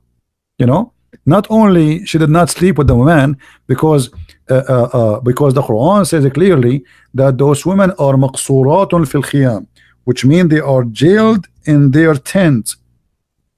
So how they say to the man after he have sex with them, you are the best man, you are so good in bed, man, really, I never saw a man like you. But she is supposedly jailed. She never saw a man before. That's another reason we should encourage no one to become a Muslim. And not only that, you know, here you will see that Allah, he promised that those virgins, not only, like, he didn't say the virgin. You see, the people, they say virgins. The Quran never say virgin, by the way. Quran never say the word virgins. The Quran describe the skin inside the women vagina. Never use the word virgin. And this is telling us how trashy the author of the Quran, because there's many words, nicer words. You can say the word virgin. What's wrong with the word virgin? In Arabic it says adara. Adara is virgin. That's it. There's no need to say and to speak about making them bleed, make the vagina bleed. So why Muhammad he chose such a statement to say about those women? There's no genie and there's no man had sex with them. And by the way, here we need to take into consideration that Muslims believe that Muslim women, they are available not only for a human, they are available for genie. That's why the Quran says that there's no man, neither a genie, did have intercourse and break the skin inside their private part and make them bleed. That's just lovely. Yeah, it's one of the fictions of Muhammad, you know. Still, I'm questioning why billions of people are falling into these traps and following this man. You know, as I said, you know, like foolishness is exist, and people, they are free to be fooled. You know, if somebody want to be fooled, what you can do for him? They go and then be a fool. But what I know that even those who convert to Islam, they don't really stay long there. They, you know, after a while, because you see, Muslims, when they promote their cult, they lie. So they might find some naive people who they don't know, and they fall into the trap as any scam.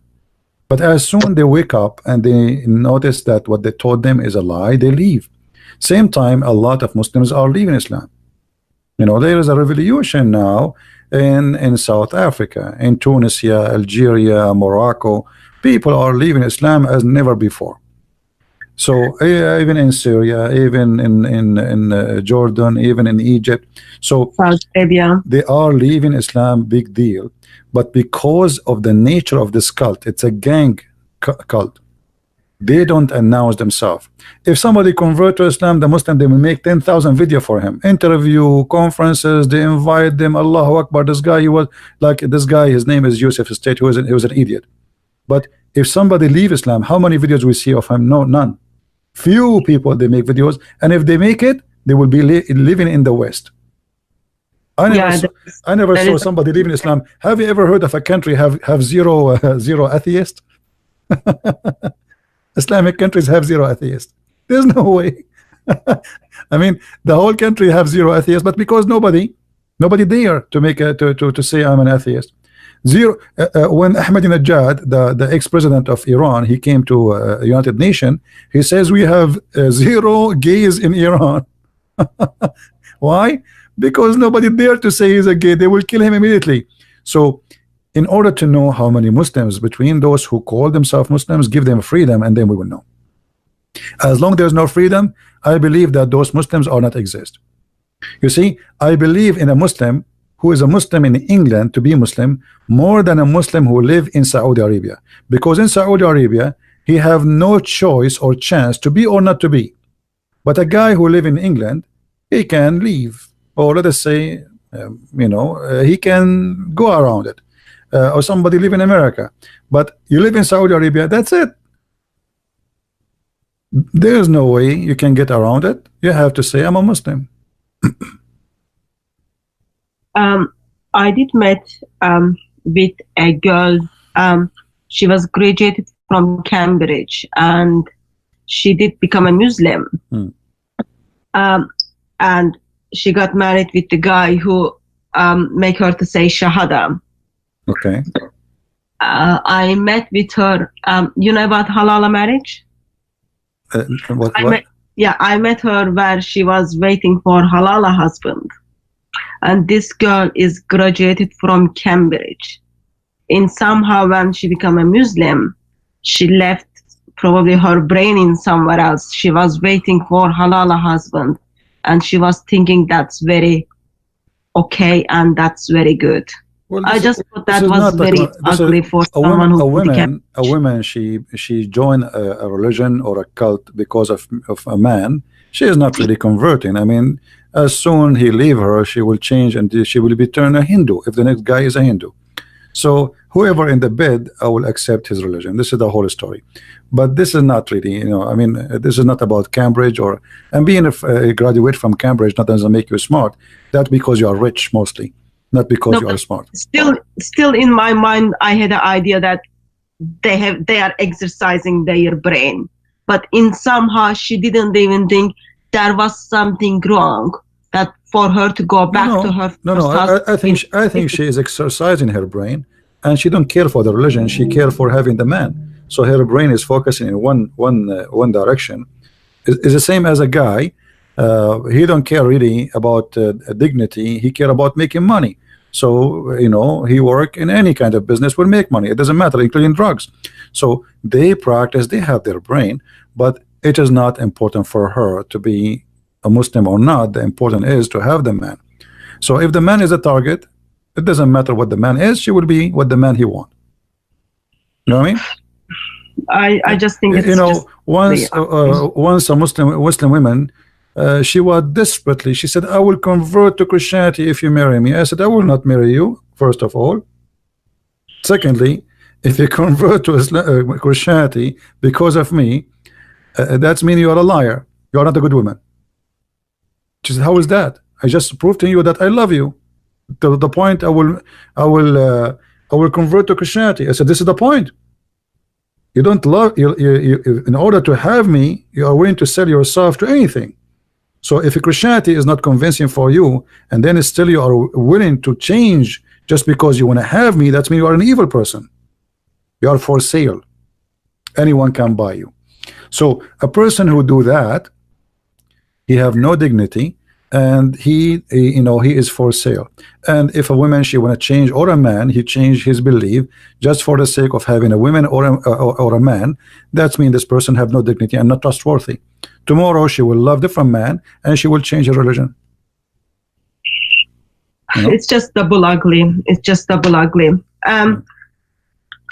Another general knowledge question. So let's say we don't have something called hadith. We've got what Islam is only represented by Quran itself.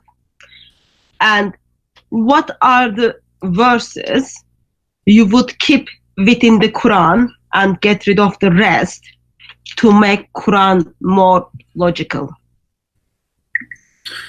That is maybe the hardest question ever I got in my life. There's no a single chapter in the Quran is logical. Starting from the first chapter Muhammad received to the last chapter he have. So what is logical? I mean, have you ever heard of, I will give you an example. I will give you something simple, not complicated. When Muhammad, he says, today I choose for you Islam as a religion. What was that day? If you go in the Quran, you will see chapter 5 verse number 3. Muhammad, he says to them, you cannot eat this, you cannot eat that, you cannot eat pork, you cannot eat etc. And it's like saying you can eat falafel, you cannot eat pork, you can eat chicken, you cannot eat ham, you cannot etc. And then suddenly, after saying all those about food, suddenly he says, today I completed my favor upon you. Choose Islam as a religion for you. Okay, hold on. Today Islam completed because you said to us you can eat chicken, you cannot eat pork. So what is the rest of the Quran? This is chapter 5, verse number 3. We have almost the whole Quran after. But today Quran, Islam is perfected. And how it's perfected? Because Muhammad, he said to me, you cannot eat pork. I mean, how serious that is. So how the Quran, how Islam can make sense? And this is a sentence, if it exists, it should be the last sentence in the Quran. The last thing, a person, he is like Jesus on the cross, he says it's completed. That's it, it's done. Muhammad here saying, this day, not tomorrow, this day, that's it. He's talking about the time. I have perfected for you your religion, completed my favor upon you, and have chosen for you Islam as a religion. So what is the rest of the Quran? So when you say to me, what is in the Quran makes sense? That is the hardest question for me, because nothing in the Quran makes sense. If we ask a Muslim, why in the Quran it's forbidden for you to eat pork, he do not know. I change the Muslim to tell me why. That's it. Quran says don't eat pork, but there's no explanation. Why I cannot eat this? Why I cannot eat that? No explanation. Not even the Hadith. Why there's no I cannot have fun? Why I cannot play music? Why I cannot play football?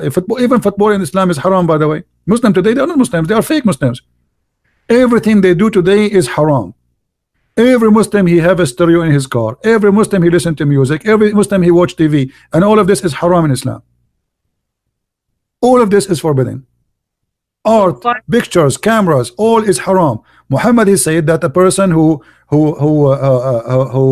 draw a picture, Allah will bring him in the judgment day, and he will ask him to blow in it as if he is going to create it, and he will torture him for that.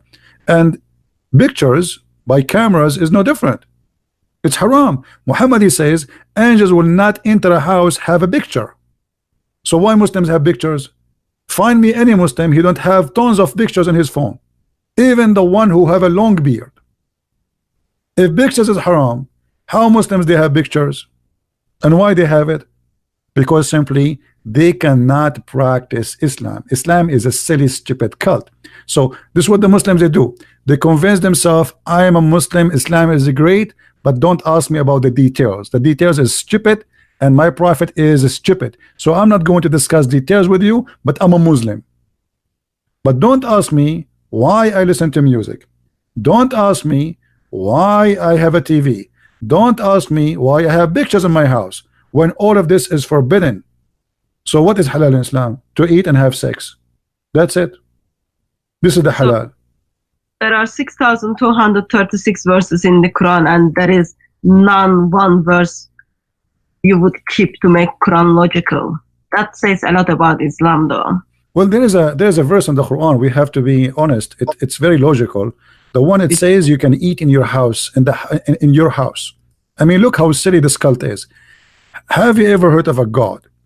He needed to come with verses saying to its followers, by the way, you are allowed, if you are blind, if you are lame, if you cannot walk straight, you are allowed to eat in your house. And even if you are not sick or blind or lame, you can still in your house.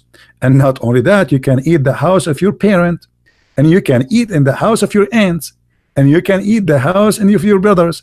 I mean, have you ever heard of a silly, stupid cult like this before? So this is a god. Obviously, he have nothing to do. He want to talk, you know, like there's some people when they get so old, and they lose their control of their mind. And with my respect to the all, by the way, I'm not making fun of them, but this is something happening.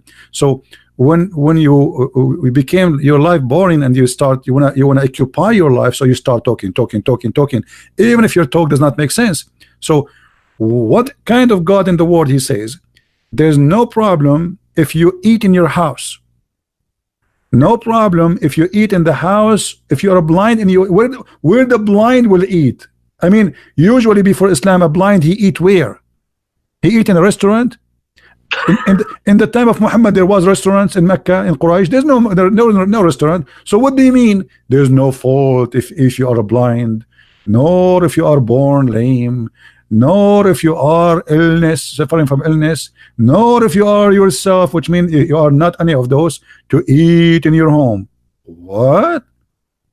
God writing to me, saying to me, it is not sin to eat in your home. So he's giving you permission to eat in your home. So where usually we used to eat? In the house of the neighbor?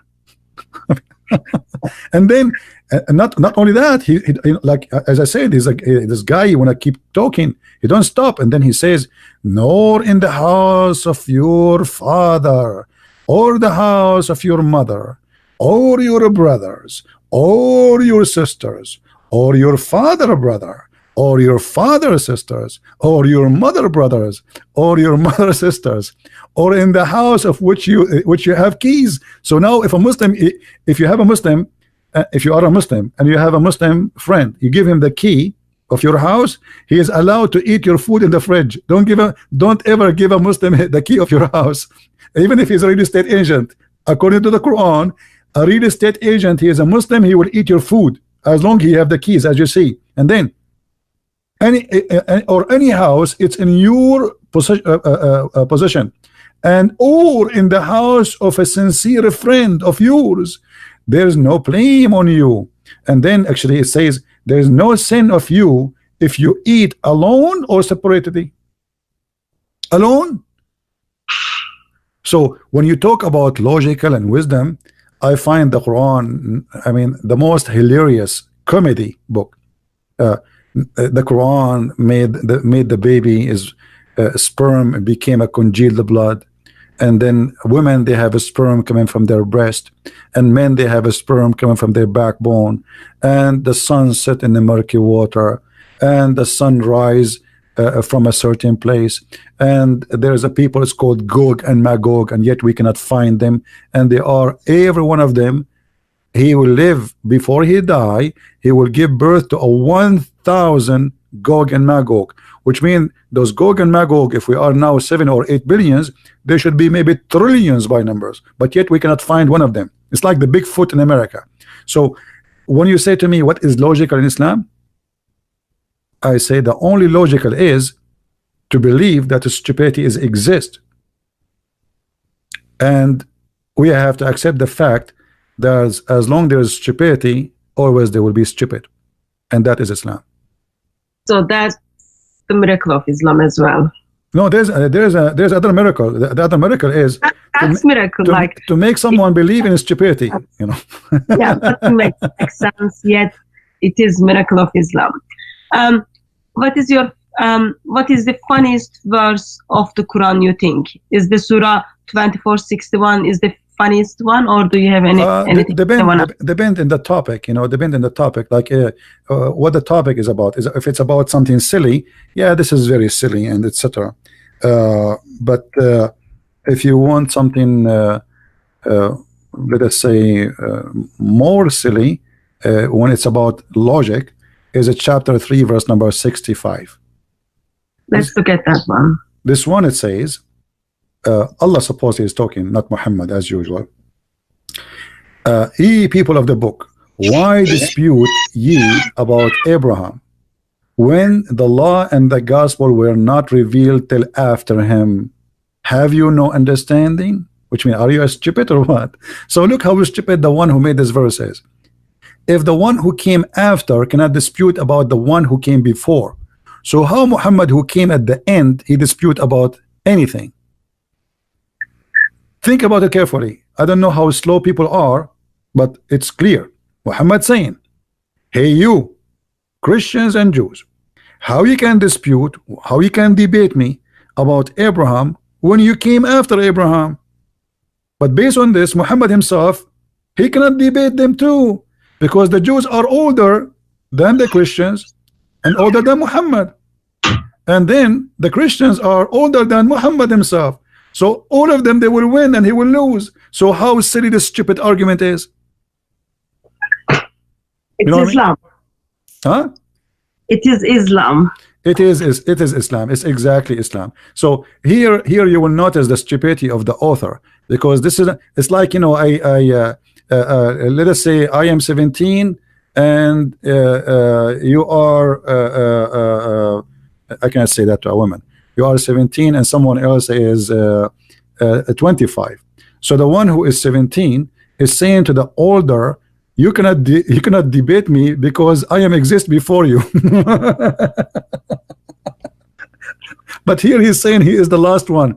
So don't ask me about what is silly in the Quran. All of it is silly. What about the first verse Muhammad received?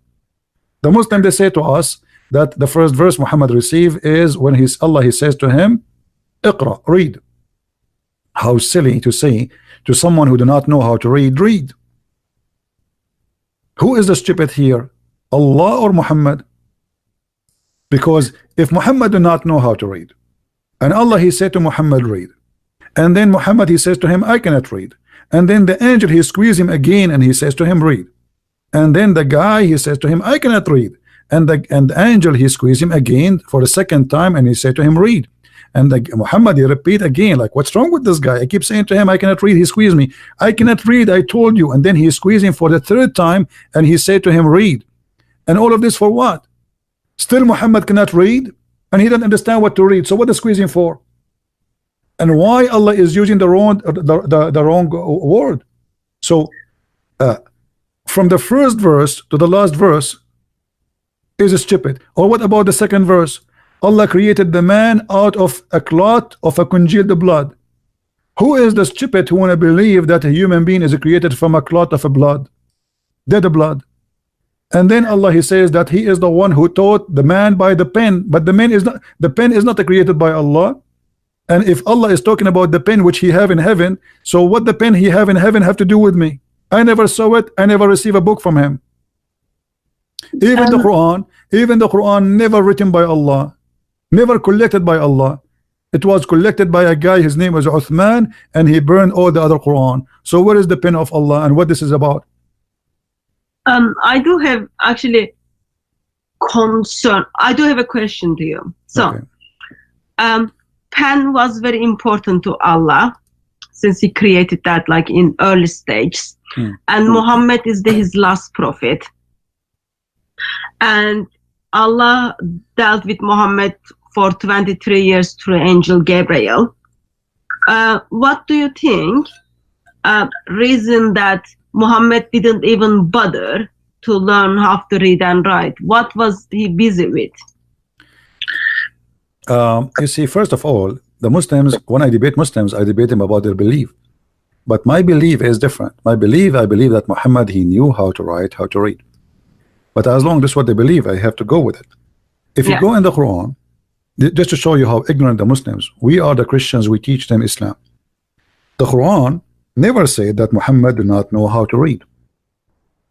The Quran says that the word ummi is anyone who do not know the book. As an example, chapter 2, verse number 78, this is the first time the word appear. وَمِنْهُمْ أُمِّيُّونَ, and among them illiterate, they know not the book. So illiteracy in the Quran never been about knowing how to write, how to read. This is why we Christians and Jews are called people of the book. Why? Because we are not illiterate about God. But the foolishness of Islam is amazing. They take this as illiteracy about writing or reading, but the fact it's clear. Those who do not know the book are illiterate, not those who do not know how to write, how to read. If you ask the Muslims, actually the verse after it, it says, then, you know, like those who write the book with their hands, Allah will curse them. So The book of what we are talking about? The book of God. So illiteracy is about not knowing the book of God, not knowing God. This is something Muhammad he took from the Jews. The Gomai for the Jews are the illiterate, not illiterate about not knowing how to write, which means the Greek are illiterate for them because they worship fake gods. So for the Hebrew Jews, all the Greek are illiterate. But the Greek, all of us, we knew they are philosophers, they have a great civilization, they knew how to write, they speak languages, so how they can be illiterate? They are illiterate about God. But the Muslims, they are very limited in their thinking. They are copy-paste and nobody want to use his brain. And that not only that, all over chapter 3 verse number 20, it says, so if they dispute with thee, say, I have surrendered whole myself to Allah. Here they say submitted. The fast translation surrender. Islam means surrender, not submit. And then he says, and say to the people of the book, and those who they are unlearned or illiterate. Do you see it? So what the Quran again confirm that there's two kind of people who they are illiterate, and there's people who have a book. So anyone have a book, which means the Christian and the Jews is called the people of the book. But there's no way all the Christians and the Jews at that time they knew how to write and to read. Actually, until now, there's people who they are Christians do not know how to write and read in some villages in the middle of nowhere in Africa, etc. So, but still they are called the people of the book. And those who don't have a book, it's called illiterate. But again, Muslims are the last one to understand what Islam is about. And this is why even Muhammad himself, do you remember what the Quran says about asking the Christians? Yeah. If he's in a doubt, he needs to ask the people of the book. Thank you very much. So why Muhammad himself? Allah told him, if you have a question about God, to know God, go and ask the Christians and the Jews. This is Muhammad. This is not Mimi Hijab and his nurse Ali Dawa. Muhammad himself, if you have a question about the true God, he have to come to Christian Prince to ask him, and he will receive the answer. And that because we are the people of God. And here I want to remind everybody that when the Quran calls us the people of the book, the Quran witnessing that we are the only one who have a book, not the Muslims. Muslims never been called once people of the book in the Quran itself, for simply they don't and they never had a book. And when the Quran says that the Christians are the people of the book, including the Jews, he confirmed not only our book is not corrupted, he confirmed that we are the only one who have the truth. Because if we, the Muslim, they say that the Bible is corrupt, so how silly, how stupid to say the people of the book, but their book is not exist no more. Who is the donkey here? Somebody is a donkey. So the second you say, imagine I say the guy with the car, but he don't have a car no more. So how we can keep calling him the guy with the car?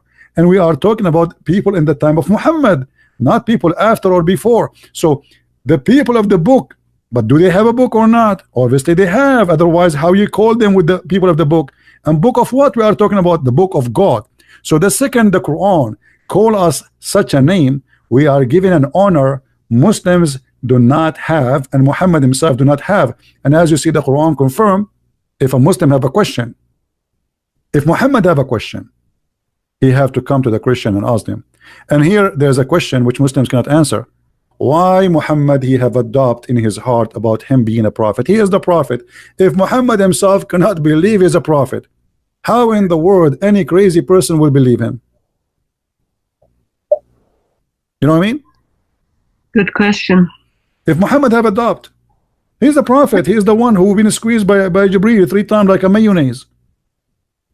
So no ketchup came out, no mayonnaise, and still Muhammad he have a doubt after all of this. So half of the Quran is given to Muhammad, and yet Muhammad he have a doubt about himself being a prophet. And not only that, if you remember the hadith, where the hadith says that the prophet he tried to commit suicide many times. I mean, yeah. Isn't it obvious that Muhammad have a mental illness? A person who is a prophet of God, when I commit suicide, why?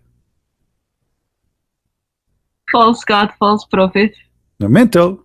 He's suffering from mental illness. This guy, he need a shrink. He need to go and see a doctor. You know.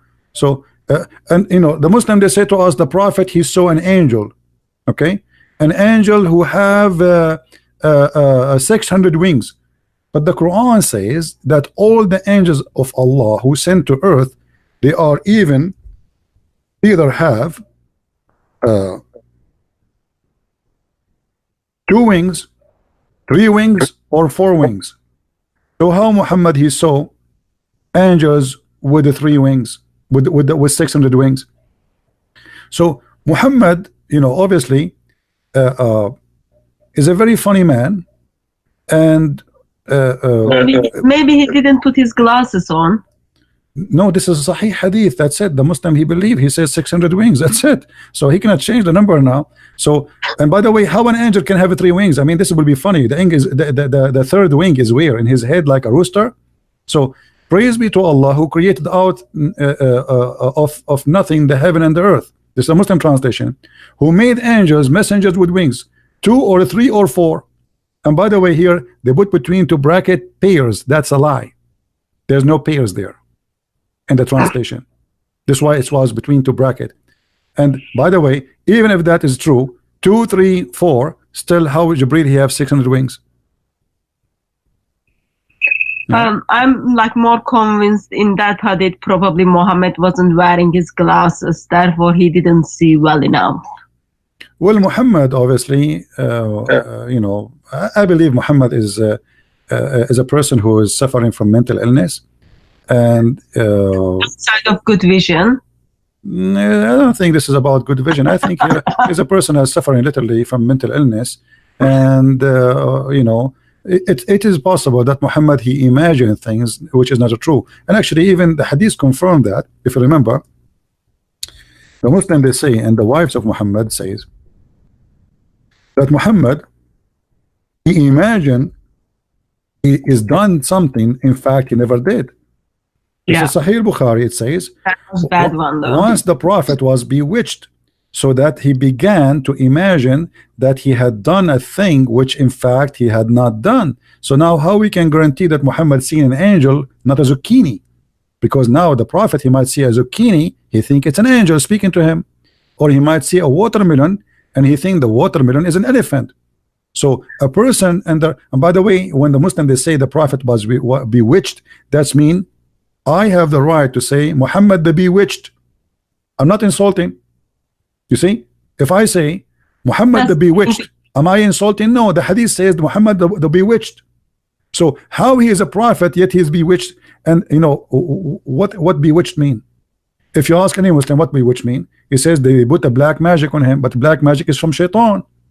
Okay, but how that can happen? Isn't it the Quran says that Allah said to the shaitan, you have no authority over my servants except the criminals and the bad and the evil one who follow ye. So in order for shaitan to put a black magic on Muhammad, he have to be an evil person, and that's what the Quran says in chapter 5 verse number 42. So Allah is prophesying about Muhammad in the Quran. No, Muhammad, Allah is not prophesying. This is Muhammad getting himself busted.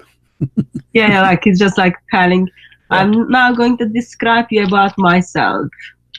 Well, you see here, if shaitan have no authority over any Muslim, not only Muhammad, even normal Muslim, except the one who follow thee. So here, for Muhammad to be under black magic, he have to be following thee, which means shaitan.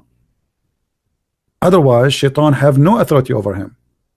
And authority here mean you cannot do anything to them, you cannot harm them, you cannot make them follow you. Only one will follow you is those who they are bad, the criminals. So how Muhammad, he became under the threat, or he became under the influence of the black magic, unless he is following thee?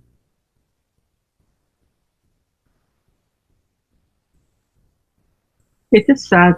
Like it just like as I hear more, as I see more, it just helps me to see how much this breaks heart of God, because there are billions of people are not aware of those things, or they're leaving their brain in somewhere and they messed up in this ideology. It is very sad for mankind. It is very sad. You know, mankind will, everybody will face the consequence of his belief at the end of the day. Even Shaitan in Islam, by the way, Shaitan is a Muslim. I don't know if you know that. Shaitan, yeah, Shaitan is a Muslim, and he is a good guy actually. The same chapter we're reading from, chapter 15, verse number 39. Iblis, he said to Allah, because you put me in the wrong, because you made me do wrong, because aghwaytani, actually aghwaytani is not even make me do wrong, it's about you deceive me and you did lie to me. So Allah is the one who did deceive Shaitan. So Shaitan is a victim, and this is why you see Muhammad, I don't know if you know the hadith about Muhammad speaking about Adam and Moses are debating. Ah, yes. Okay. Yeah, it like I can't do something which I was predestined. Right. So it's a predestiny. That means Shaitan himself, the plan of Shaitan is a predestiny too. Because Shaitan here is just doing the plan of Allah. Allah, he made a destiny before he created Adam that he should be deceived. And Adam, he is saying, are you blaming me? Are you blaming me for an action which Allah had written in my fate 40 years before my creation? What does that mean? What exactly happened there? Shaitan supposedly he whispered into Adam and Eve and he deceived them. But that's mean not only we cannot blame Adam, we cannot blame Shaitan. For this is the plan of Allah. He wrote in the beginning, I will send Shaitan to deceive Adam. Adam will become a victim. Then I kick Adam out of heaven, for he is being deceived. And Adam here saying, you cannot blame me for that because this is a destiny Allah he made for me even 40 years before my creation. Which mean, and Muhammad he agree that Adam was the winner of the debate. So which mean at the end of the day, Shaitan himself and Adam are victims of the games of Allah. The bad person here is Allah, not Shaitan, not Adam. So Allah did something which is very good at deceiving. This is why my book is the first book I made. It's called The Deception of Allah, because all of this religion is about deceiving. So why?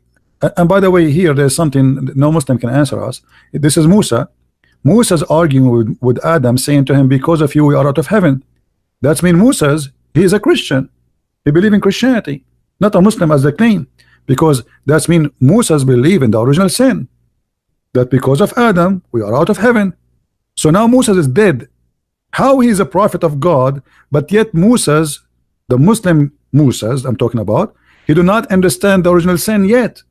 After he die, he have a debate with Adam and he lost the debate. So imagine you have a prophet of God, we ask him, do you believe in the original sin, Moses? Moses he answered, Habibi, yes Habibi, I believe in the original sin, Habibi. And then Moses, aren't you Muslim, Habibi Moses? He says, yes, I'm a Muslim, but Moses, the Muslim don't believe in the original sin. So how you believe in this, Moses? So when the Muslim they say to us Moses was a Muslim, that is a stupid thing, because here we go, even original sin is an idea which Moses believed in, and this is after he died. And by the way, when Moses he met with Adam, any Muslim can explain to us? Maybe they went like to the Caribbean islands in a cruise together. Adam and Moses are dead. Probably they got free tickets, end up in Las Vegas, and then they had their chit chat, and then chit chat turned to be debate. And sadly, one of them lost the debate. Yeah. Well, what we can say, stupidity. But anyway, I'm so glad that Muhammad is so foolish, because that will help us to expose his foolishness. It's going to be hard or harder on us if he's a smart person. So I'm so grateful that he is who he is and he keep talking. This guy, he cannot keep his mouth shut, and because of that, he is helping us. So I am so happy that the Muslim they have the hadith, and I'm so happy that they preserve the Quran, even the rest of it, because if you remember the Quran, Umar he said that the Quran was 1,000 letter and 27,000 letter. and what is left today is not even 25 to 30% of the Quran. The hadith says that even the goat ate the Quran. However, we are so happy that the Muslims were able to preserve whatever left of it, so we can love together at such a belief. It's a comedy. It's a comedy. It's silly. It's stupid. And not only that, I will show you one more comedy about Shaitan. Okay. You know that Muhammad, he said that Shaitan, he command him. Yeah. Okay. How Muhammad is a prophet of Allah, but he received command from Shaitan. That's why he's prophet of Allah. And he received command to do good. This is a good Shaitan? Muslims? This is Sahih Muslim, hadith number 2814a. Your prophet saying that the devil, huh? The companion of Allah Messenger, the devil, this is not just a genie, by the way. This is not a genie. This is because the devil is a genie, but not every genie is a devil. This is why your translation saying the devil. Do you see it? So this is the Shaitan. He is commanding your prophet to do good. Question: your prophet received command from Allah or from the devil? That's only Allah knows, I guess. Allah knows best. Well, it says in front of us, it says he does not command me, but for good. So Muhammad, he obeys Shaitan, but he claimed that the Shaitan is a good Shaitan. I never heard of a good Shaitan. If you ever met one, let's say hi to him. In world of Islam, you do have a lot. Yeah. So it's a silly. I mean, just read and you will laugh. And Muhammad, he confirmed that this is Shaitan. Even Aisha, she said to him, your Shaitan, he come to you, huh? And by the way, when Aisha, she said to Muhammad, your Shaitan, when Muhammad, he said to Aisha, your Shaitan come to you, this is a wife trying to play with the hair of Muhammad. And Muhammad, yet he says to her, did your Shaitan come to you? Why is that? Why if a wife, she want to play with the hair of the husband, Shaitan is accused? Don't you see, Muslim, that there's something wrong with this man? Because it's a lawful for a woman to touch her husband. It is lawful for the man to touch his wife. So why Shaitan is behind the touch of Aisha? Obviously Muhammad, he say things which is not right, because this is Allah. Allah, he put a desire in her heart, supposedly. Isn't it Muslim, they say that Allah, he made Aisha in love with Muhammad? So now Aisha, she tried to touch Muhammad. That is Shaitan who is trying to make her do that. How so? Well, we have Satan, which even comes between husband and wife within marriage. That's not very safe marriage, isn't it? Yeah, and Shaitan, he round himself around the penis of the man if you don't say a prayer before he have intercourse. Good for Muslims. Good for Muslims. All right. Anything else, sister? No. What time do you want to go? Well, I don't know. It's getting late for you, isn't it? Oh no, I've got time until 3. It's just after 12. All right. So, but it's up to you. So you are the guest. I don't know. Do you have more questions? Look like you have a lot of questions. Okay. Look like you have a lot of questions. Okay. No, like when we find a brother who has knowledge and who is willing to share, we are here to learn. We are here to make use of it. Well, I'm happy to share, and you know, for me, I do my best, and all of us, we are a student in this life, and we learn. Learning is a process, never end. And the one who think that he knows everything, he's a fool. So, but we as a Christians been ordered in the Bible to read the books, and we have to be anti-ignorance. Ignorance is our enemy. This is what the Bible says. So, and we are not against Muslims, by the way. For me, I really I feel for them, I care for them, and actually this is why we are here trying to save them. It is the Islam which is dangerous for mankind, not the Muslims. Yeah, we are, you know, even Jesus himself, he said, I came for the sick, not for the healthy, you know. So we as a Christians, we should always care for the Muslims and don't think about them as enemies. I know that Muslims believe in us as enemies, but we should not go down to their level, because that will make Shaitan or Satan the winner. If I take the Muslim as an enemy and the Muslim already taking me as an enemy, who is the only winner here? Satan. And then we start killing each other. So we as a Christians, we should not allow hate, we should not allow violence, and we are talking against Islam. We are not talking about against Muslims. Muslims are victims of a cult and they need our help. So when somebody have an injury, be Christian and help him. That's what Christianity is about. You don't make fun of the injured, you help him. And here we are not here to make fun of a person.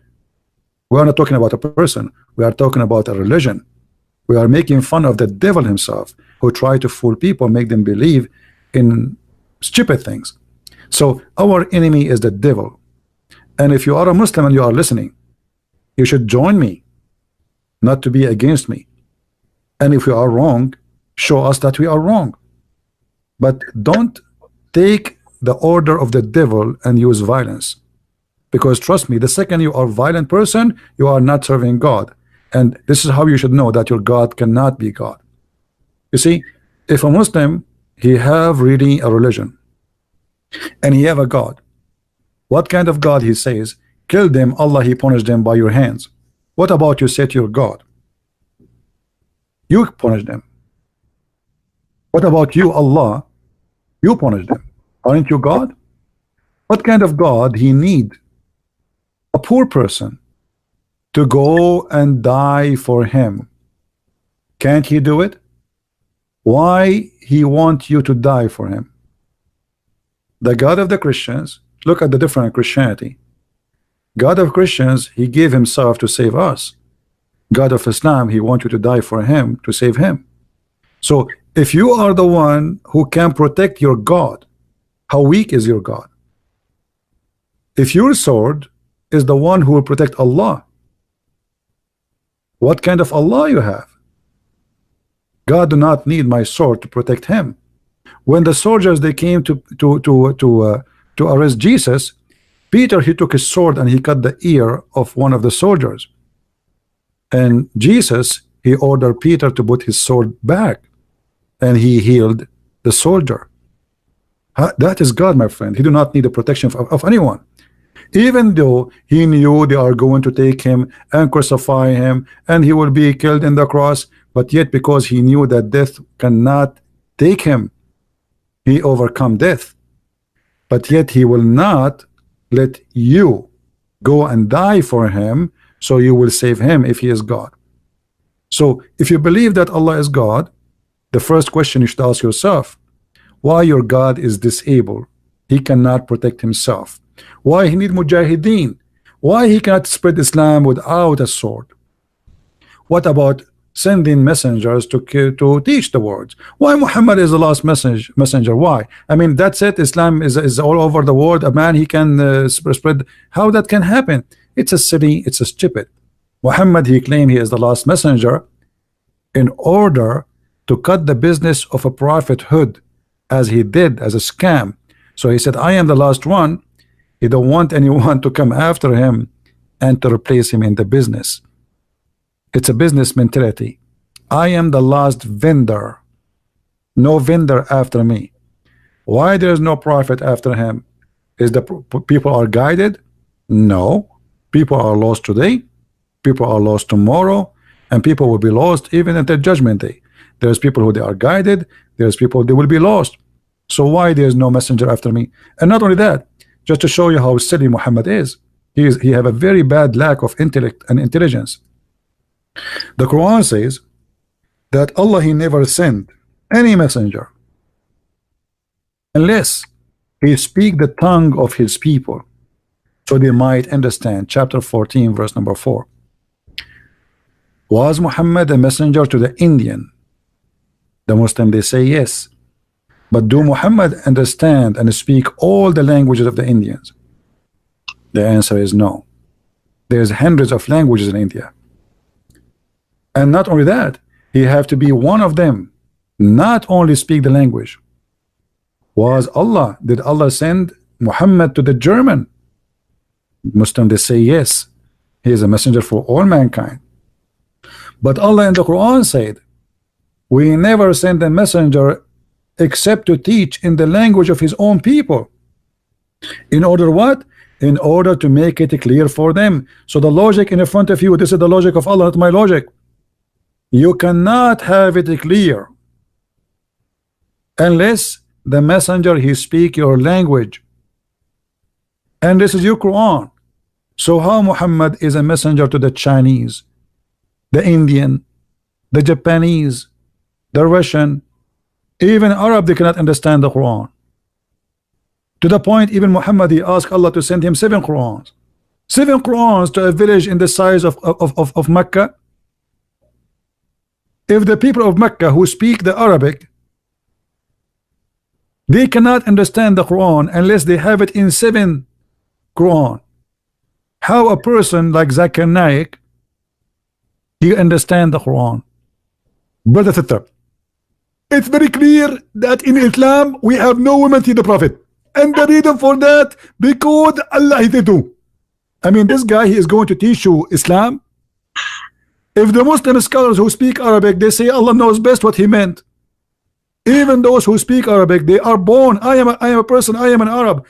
Arabic is my first language, and I suffer strongly to understand what this stupid Quran is saying. So how a guy like Zakir Naik, he can explain the Quran for you? Ahmed Didat, he don't speak Arabic. Zakir Naik, he don't speak Arabic. Shabir Ali don't speak Arabic, but yet they want to explain the Quran for us. And the Quran saying that in order to understand, you have to know the language. The Prophet himself, he have to speak the language of you, not you speaking his language only. So how that can and not only that, additional to this, even the Quran, because Muhammad is a thief. In his time, he could not explain the Quran.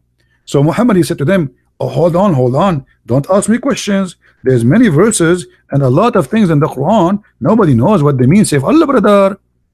What? The Prophet himself do not know how to explain the Quran? Chapter 3, verse number 7. So the Quran have 2 parts. One is so clear and one so unclear. And nobody knows the meaning of it save Allah. Have you ever heard of a stupid cult like this? So why you are sending me those verses and those chapters if nobody knows what they mean save Allah?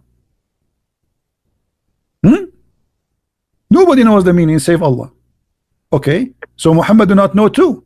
Have you ever heard of a prophet? He do not know what the meaning of his prophecy.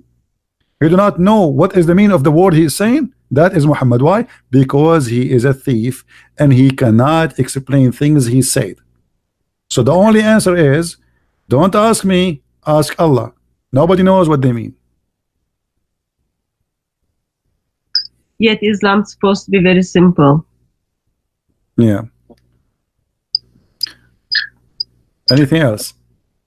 No, I'm just very disappointed on Islam, and I'm very disappointed on Muslims. No, the Muslims are getting improved. Actually, a lot of Muslims are leaving Islam. You know, if you see, you know, in my Skype, how many Muslims they text me, they are out of Islam. It's actually the news is really great. I mean, they are really leaving Islam left and right, and you know, the internet is a disaster for Islam. The Muslims, they invested a lot of money in the internet, in YouTube. They make tons of thousands of movies and videos like science and Quran and etc. Blah blah blah blah blah. But it's still because it's fabricated. Not only did not help, it destroyed them. Because sooner or later, people will find out that this was nothing but a false claim. And then what will happen is the same as the shepherd. He used to keep saying, a wolf, a wolf. First time they come to him, second time they come to him, third time nobody believe him no more. So the Muslims, They claim that they have a wolf. First time, people believe them. This is in the beginning when the oil start coming. Second time, people believe them. This is before we appear. Third time, people did notice that this was nothing but a lie. And now all the videos which the Muslims they make about science in the Quran, it turn against them. Because if Islam is a decent religion, why Muslims cannot be decent and say the truth about what is written in the Quran? Why they fabricate scientific miracles when it is the opposite? The only answer is the father of all lies is Satan, and those who do lies, the lies of Satan, they are following Satan, not God. So if you are a Muslim and you fabricate a video claiming that there is a science in the Quran, you should know first, not me, that obviously you are following Satan. Because the first question you should ask yourself, why I'm lying to make my God look right? If my God is God, you know what I mean, guys? Why I need to lie to make my God look good? Why God cannot make it good? He's God. So what kind of God he need my lies to be promoted?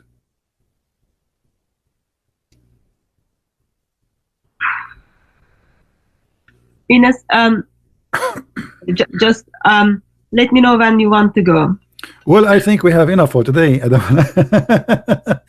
We have a lot. We have a lot of information, isn't it? Isn't it enough for today? I mean, and you got awesome. And by the way, if you want, you can take the video from my channel, so yeah, you can have two videos, because now maybe people did not read it clearly in your screen, so they can download the video and post it in your channel too.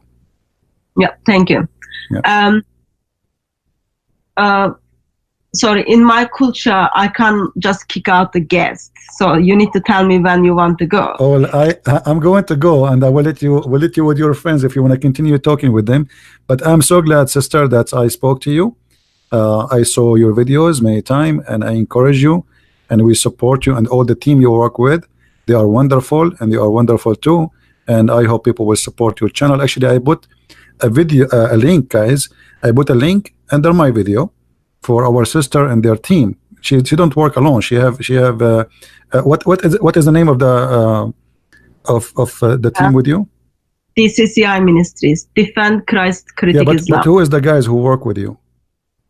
So I've got brother called Daniel, brother called Godwin, and we do have a brother called King. We've got like lots of people who are also behind the cameras, or behind the cameras. God bless them, and I encourage all the people to support that channel. And as you see, the link is under my video, so if you like, you can click and you can subscribe. And guys, subscribing doesn't cost you money. Those people, they need and they deserve your support. They go, they stand, and they fight for the truth. So they are not fighting for themselves, they are fighting for the truth. They are working, they are serving, and they are doing the good work, which many people don't do because they are lazy. So if those people, you don't support them, you will support who? So before you go, yes. So it took lots of time for me to harass you and have you here, and we noticed that you are a man, as a Christian man who keeps his promises. Can we have you back? I don't promise. Why not? I don't promise. But you are welcome. You are welcome to call me anytime I am on air, and you can ask me the questions you want. You can't say that, because once I got message, one of the Muslim from Speakers Corner were in your show, okay, and I came to listen, and I was gonna call you like maybe a minute before. You simply said, Christians, don't call me. So I couldn't call you. No. You see, there's people who they are like, they consider them as missionaries, then they can call. But you can text me and say, can I call? And then I will say, yes, call me, no problem. Even if, because sometimes people, they call me when it's a wrong time, you know. So, and most of the time I want to talk to Muslims.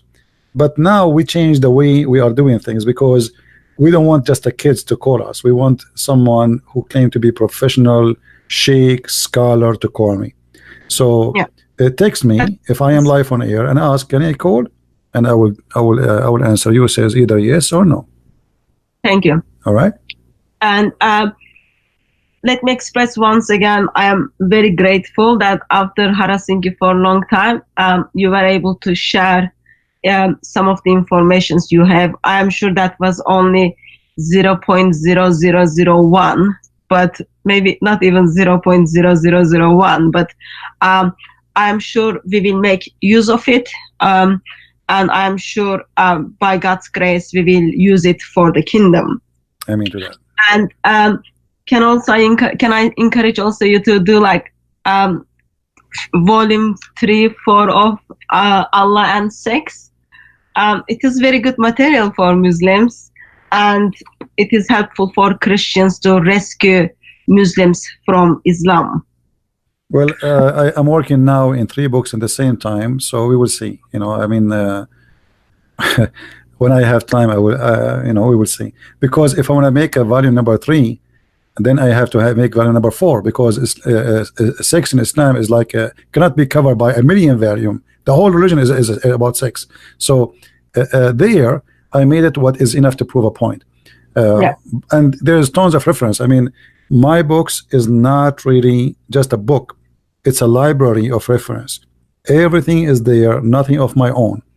And I make it in a very simple way to understand.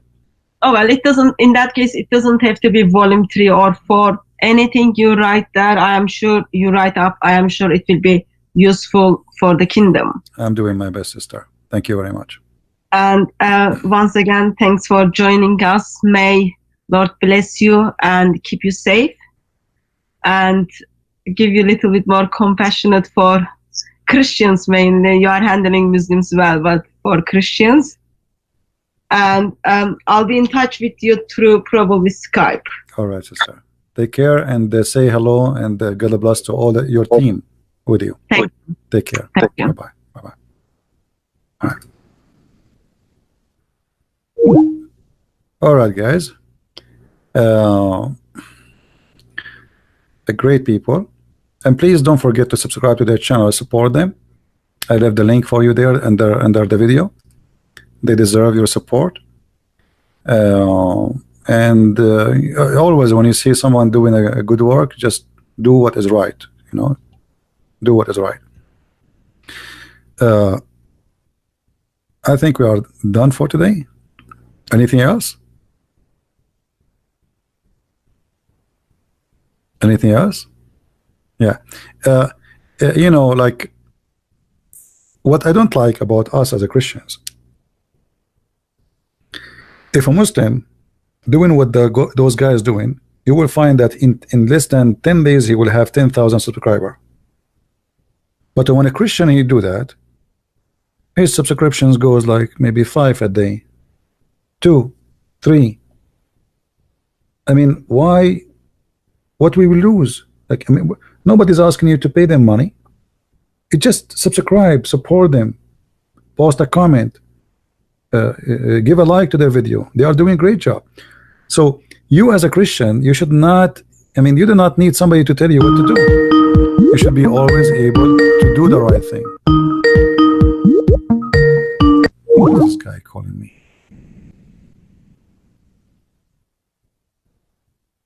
Don't call me without permission, otherwise I will block you. All right?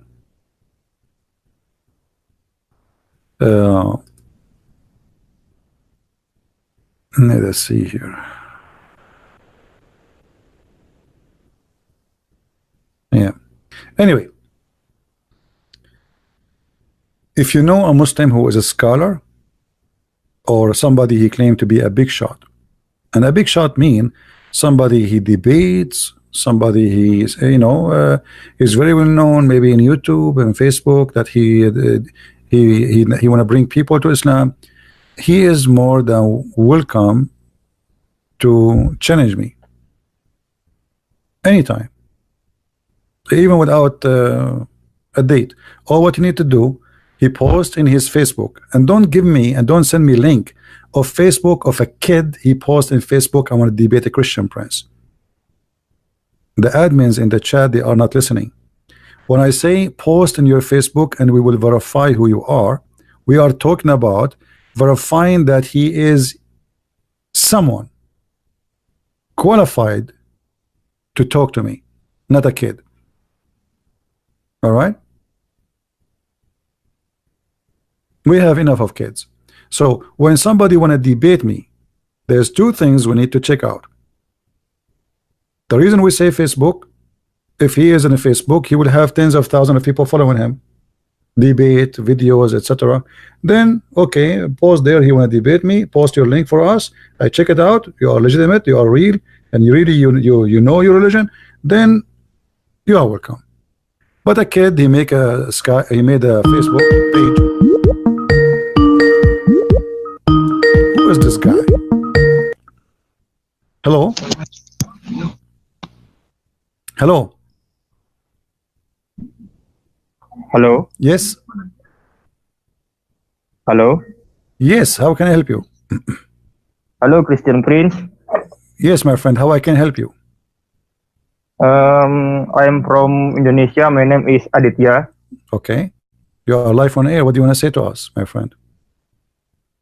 I always watch your video, and I'm say thank you for your video. All right. I'm happy you like them, and I'm happy to see people from Indonesia learning from them. Yes, but I have request from you for you. All right. Can you make video about the Messiah in Old Testament? The Messiah in the Old Testament. Al-Masih. Okay. In the Old Testament. All right. Yes, it's for Jews, because we know Jews don't believe Al-Masih. No, you are wrong. The Jews, they believe in the Messiah. Who said they don't? The Jews today, they are the few who left, they did not believe, but the majority of the Jews already, they became Christians. You know, isn't it all the apostles of Jesus are Jews? Right? Yes. All the apostles of Jesus, no. So it's wrong to say the Jews don't believe. Those are the one, the left, they are the minority. The majority already, they became a Christian. That's why after 2,000 years after Jesus, still we have less than maybe 25, 30 million Jews. Why? Because the majority, they became a Christians. So people wrongly think the Jews still do not believe in Jesus. Those are the minority. Few of them don't. All right. And not only that, actually, they are coming to Christ. I mean, I predict that Israel, maybe in 30, 40 years from now, the majority will become a Christian nation. It's not going to be a Jewish nation no more. Okay. Right. Yeah. But anyway, I will explain maybe in the coming video when I go live on air about things in the Old Testament about Jesus. No problem. Yes, thank you. Because I have a Jewish friend, and they not believe Jesus is Al-Masih. Yeah, he's a Jewish from where? From Indonesia? Yes, in North Sulawesi. I'm Christian, and always discuss with Jesus. Why you not believe Jesus is Al-Masih? Yeah, my friend, he is not a Jew. Those are people. He's an Asian person, right? Yes. Okay, how an Asian can be a Jew? I mean, this guy is being silly now, because a Jew is not just a religion. The Jews are two things in the same time. It is an ethnic and religion at the same time. So to be a Jew, the word Jew actually is about being from a tribe. So how this guy is an Asian, and I saw that in the Philippines too. Somebody he think he's a Jew. I mean, they are fooling you and making you believe now that you are a Jew. You are not a Jew, and you cannot be a Jew. A Jew is somebody is born of a mother. She is a Jewish woman, and she is from the tribes of the children of Abraham. So how somebody is from Asia, he convinced himself he's a Jew? He's being silly. So what about he debate himself first about how he became a Jew and he's an Asian? Can you become a Jew? Can I convert to Judaism? You cannot. Judaism is not a convert religion. You cannot convert to be a Jew. You know what I mean? Oh yeah. So yes, I know. This guy, before he's trying to debate you about the Messiah, ask him how you became a Jew. You are an Asian. He must be very silly, and he is suffering from lack of knowledge. Ask him, do you know even what a Jew mean? What a Jew mean? Is that somebody just believe in Moses? No. To be a Jew, you have to be from the nation of the Jews. You have to be from the Hebrew. You have to be from the people who crossed the sea. You have to be from the children of Isaac. Are you from the children of Isaac? Isaac is a Middle Eastern. Are you? You know what I mean? Yes, I know. Isaac is Middle East. To be a Christian, you can be an Asian, you can be black, you can be an Indian, you can be, but you cannot be a Jew and yet you're an Asian. It's obvious. It's a lie. Yes, Christian Prince, but I just want answer from the Jews. No problem. And see, the Jews, they always rejected Christian belief. No problem. No, just what I'm saying to you, the Jews don't really reject the Christian belief. The majority of them, they are Christians, and they call themselves Messianic Jews. Messianic Jews. Yes. There's a lot of, most of the Jews already are Christians. All the apostles of Jesus, they are Jews. So wrongly people think that the Jews rejected Jesus. It's not true. The fact we, including me and you, we learned about Jesus from the Jews. It is the Jews who taught us about Jesus. Yes, from Al-Hawariyun. No, this is a stupid name in the Quran. We don't believe in it. Yeah. Anything else, my friend? No. Yeah. And next time, before you call me, please ask me if you can call. Don't just call me right away, because sometimes it might disturb my topic. Just ask me before you call, so I will let you. I'm sorry, Christian Prince. No problem, my friend.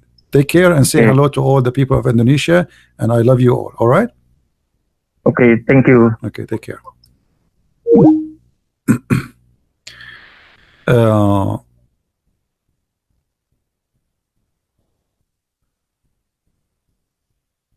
Anyone can convert to Judaism and become a Jew? No, that's not true. You cannot. You cannot. You know, you cannot. Those are the children of Israel, and they are called that because they are the children of Israel, not because they are the followers of Israel. You know what I mean, guys? Even the Quran, even your city book, call the Jews the children of Israel. That means they have a lineage. They have a lineage. Hey, Raphael, so what if you are a Jew? My friend, are you a convert Jew? Because Jews today, they are outnumbered, and Judaism is dying, so they are accepting anyone to convert. I saw some people trying to convert people to Judaism in New York, but this is fake, this is false. You cannot. Can you show me the verses in the as long as you claim to be a Jew, can you show me the verses in the Old Testament it says that you can convert people to Judaism?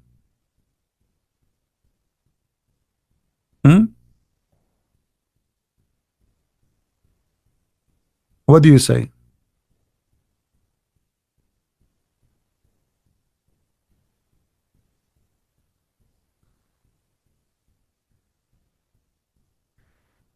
Jesus had a Gentile women in his lineage. Here we go. Let me show you how silly you are, guys. Is it true that Moses he did marry a woman she is not from the children of Israel? Just to show you how stupid those who claim to be Jews in the front of us here. Is it true that Moses he did marry a woman she is not from the children of Israel, and he have a children from her? Yes or no? So based on your talk, all the children of Moses are not Jews.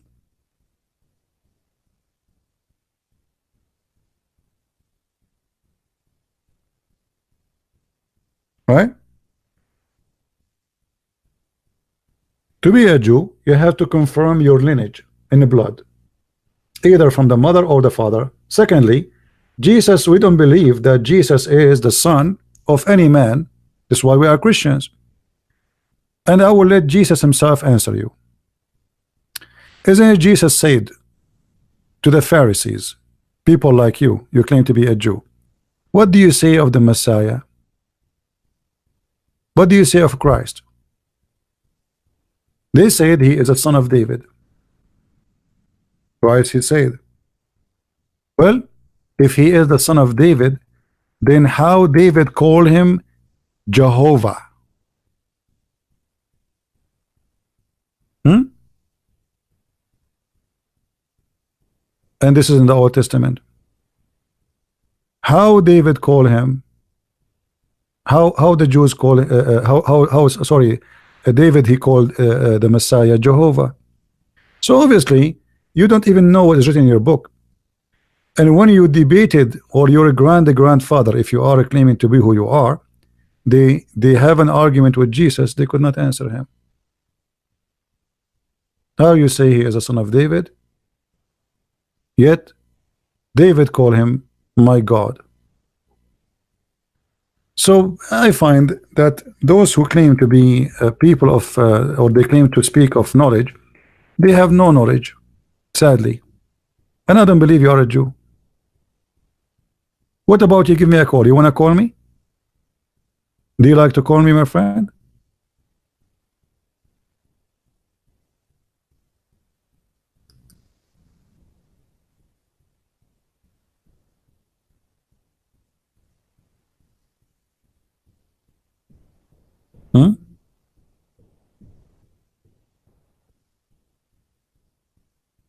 Do you like to call me, Mr. Jew? I want to see how much Jew you are. I want to learn from you about Judaism. You are what? In YT? What does that mean?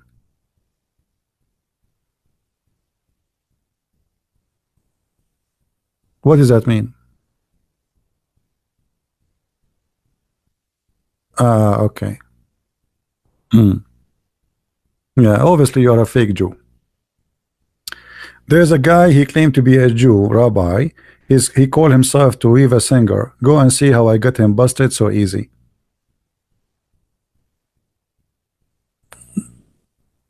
You don't play with us. And I will not be surprised if you are a Muslim yourself. But anyway, what you are saying to me is a silly. Jesus said, I am from above.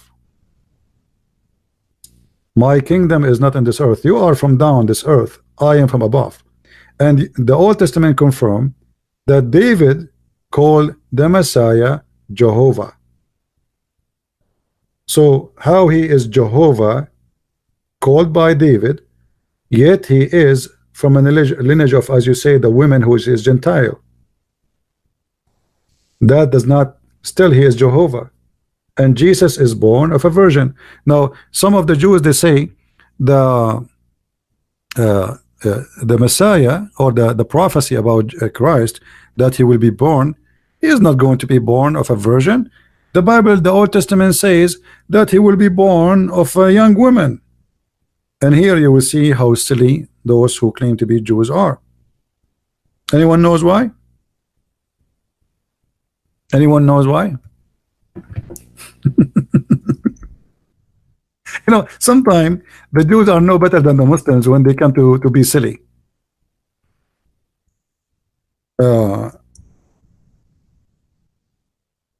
When they say to us that the word there is young, not virgin, not only they are proving to us they are silly, proving to us that they are stupid. Because it says there that this will be a sign, a miracle. So if a young give birth, every day there's youngs giving birth. So every day there's a Christ is born.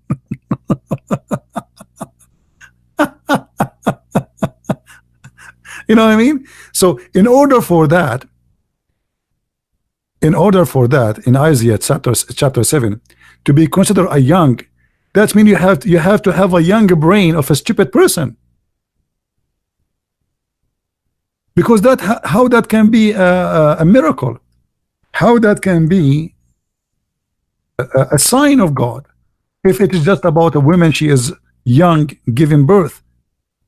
Do you know how many young women they give birth every day? So how that can be about being young?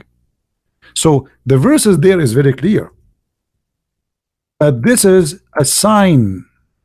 It's a miracle, which means something never happened before, not something happened every day. Let us read the verse together just to show you how silly those who call themselves Jews.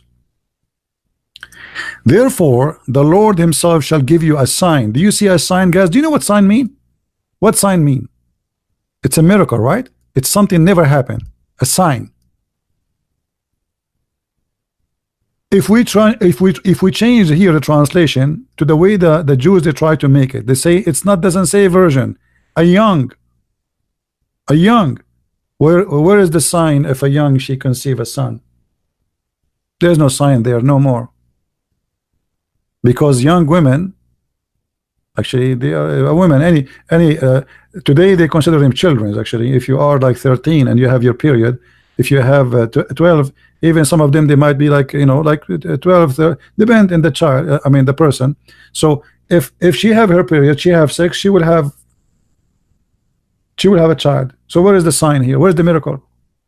The verse confirm that this is a miracle, a miraculous birth, and the only way for it to be miraculous if it's a virgin, not if it's a young.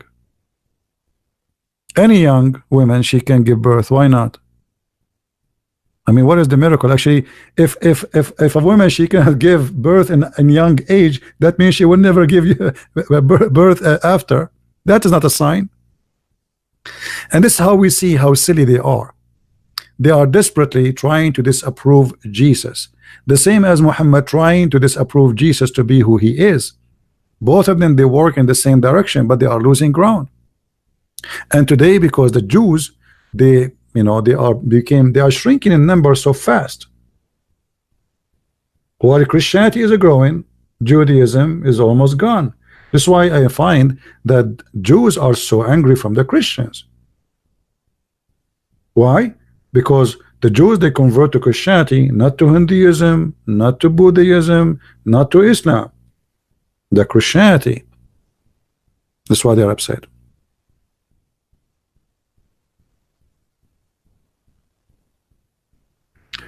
My friend, the Cloudy, I do not speak Hebrew, but even if you see that, just to show you the silliness, all the Christians who speak Hebrew, including the apostle of Jesus who speak Hebrew, including Jesus who debated about that, he don't speak Hebrew too.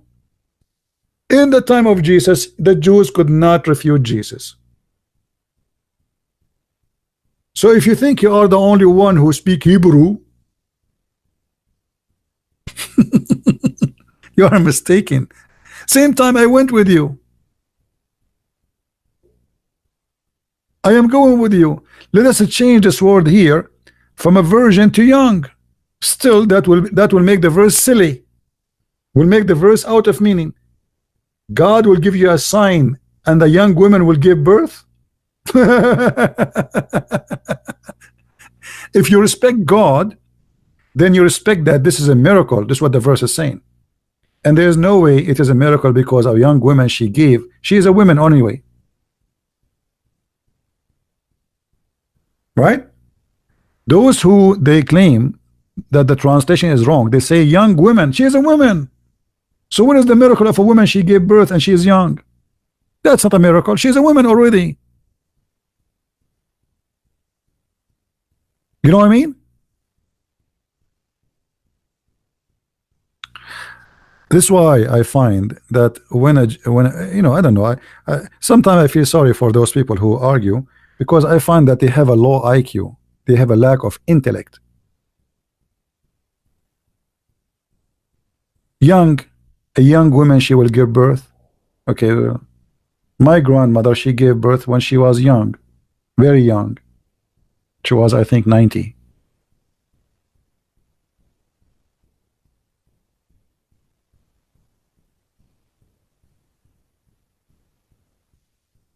My friend, anyway, don't tell me I understand your understanding. I believe if you have a knowledge, then you should be able even to talk to the Messiah, and you have to be able to refute him. I saw many rabbis making videos against Christianity, and they made me a better believer because I found them, they are lying and they are deceiving people. As an example, I saw a rabbi, or he claimed to be a rabbi, he says the word echad does not mean anything except one. But the Bible says that the man and the women, they get married and they became echad. And this is exactly the same word we have in Arabic. And here you see that they claim to be a rabbi, but they don't respect themselves. Be honest. I mean, how people respect you? You are a rabbi. Simply, it's a business. And they are defending Islam, by the way, speaking against Christianity. They will not dare to speak against Islam. So those rabbis are satanic. They are not Jews. The real Jews will not do that. A real Jew, rabbi or not rabbi, he will not lie, fabricate the translation. He will not lie and say echad does not mean one as unification. He will say it as it is. And I have videos about this guy. Go and see how many videos I get him busted with. And the coward, he will never dare to call me or to debate me or even let me call him. All right? My friend Rafal, it's not about you speaking against Christian or not. You said you can be a Jew convert. That is not true. All the Old Testament speaking about the tribes of Israel. Do you have a tribe which is not from Israel? Is that correct, guys? Who is the one who is blessed? The nation of Israel, not the religion. The nation of Israel. Who is Israel? Israel, a man, and he have kids. It's not a belief.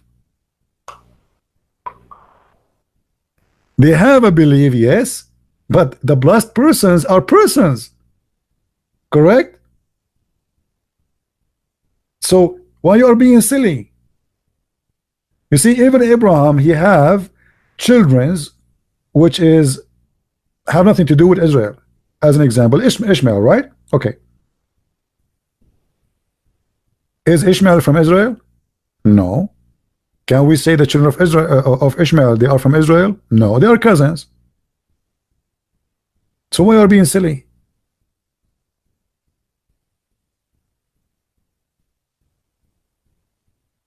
Was Jesus a Jew? No, he was not a Jew. I just quote for you what Jesus said. Jesus said, I am the God of the Jews. And even David, he quote that.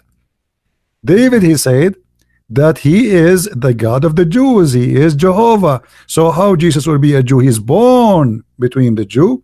He's born from a Jewish woman, but he is the God of the Jews. That's why he says, I came to my people and my people rejected me. But in the same time, he said, my kingdom is from above and you are down from earth. So obviously I mean obviously you do not even know what Christianity is about, because how you say that Jesus was a Jew if the Christian believe that he is the God of the Jews? Isn't it, guys? Isn't it Jesus says before Abraham I am?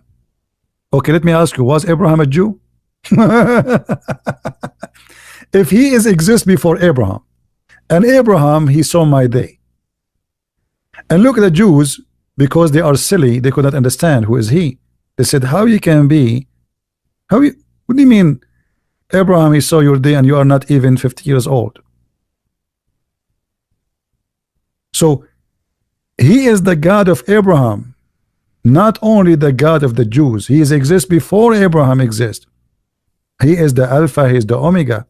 So when you say was he a Jew, obviously you are the same as Muhammad, who think that the Christian, they believe in the Trinity as Mary and Jesus and Allah. Obviously you don't understand Christianity.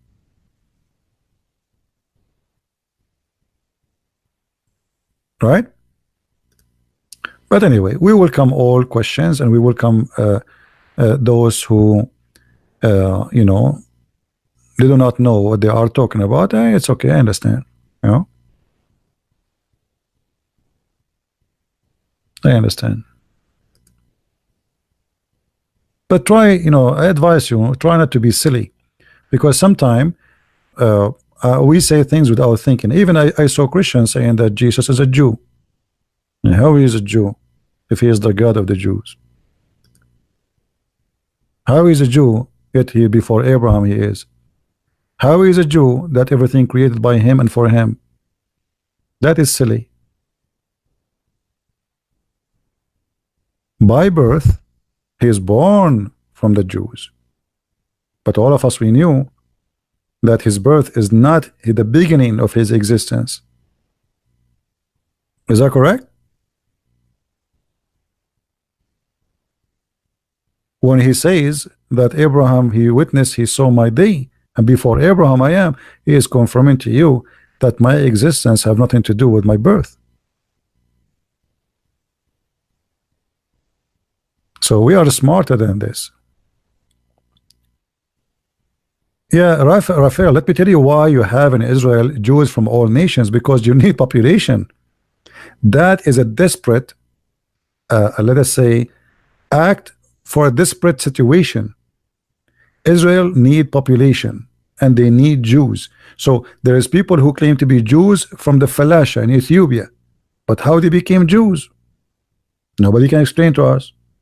So because you need population, you need the army, you need to defend yourself, you need to establish your state, so you start accepting people, whoever says they are Jews and they believe they are Jews. It's just for the, let us say, for the benefit of surviving. But if you go in Israel, you will see that the rabbis, they don't accept those Jews as Jews in reality.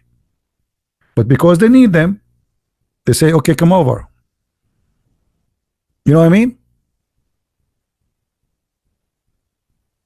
Because they need them.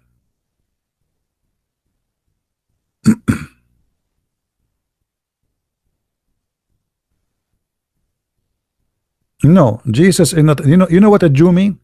Like, look, those people do not understand what Jews mean. What a Jew mean? This guy Georgian, he says Jesus is a Jew because of his human nature. So if because of a human nature that will make you a Jew, that will be strange, because the human nature of Jesus exists before his birth. When Jesus says before Abraham, and Abraham he saw my day, isn't it Jesus speaking about God? He came to Abraham as a man. Is that correct, guys? People, is that correct? How Abraham he saw my day? God, he came to Abraham as a man. So the nature of man, God, exists before his birth. He came as a man. So you're being silly. Before the Jews exist, he came as a man. But people don't want to use their mind, what I can say. All right.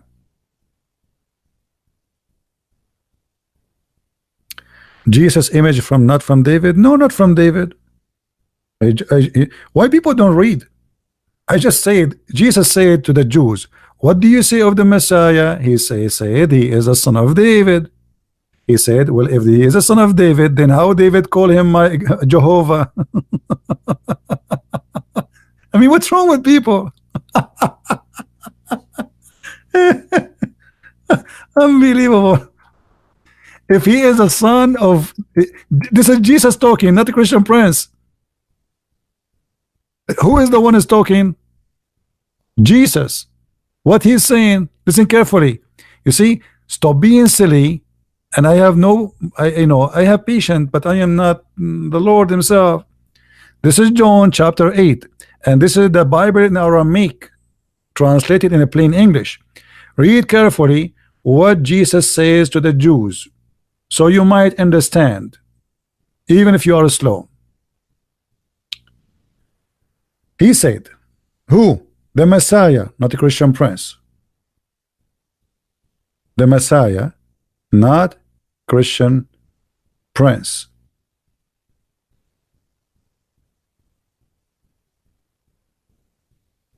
Let us read together and see what the Bible says. You know, sometimes reading, I find it funny how people they talk, and obviously they are not reading the Bible. You can read John chapter 8, because I believe this is very important chapter 2 in order to understand the Messiah. Let's see.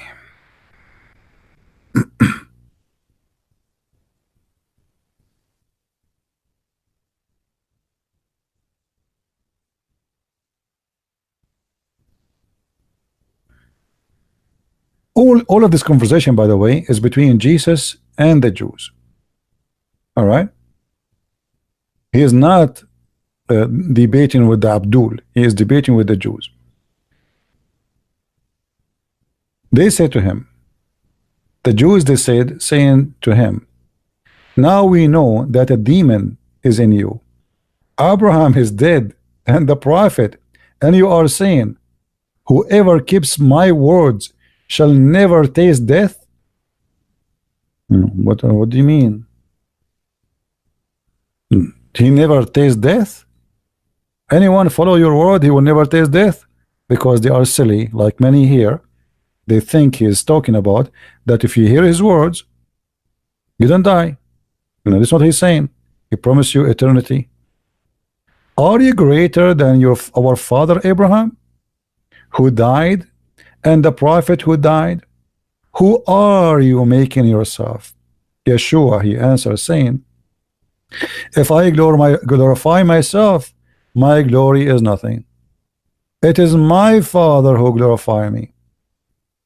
He of whom you say he is our God, and you do not know him, but I know him. If I had said that I do not know him, I myself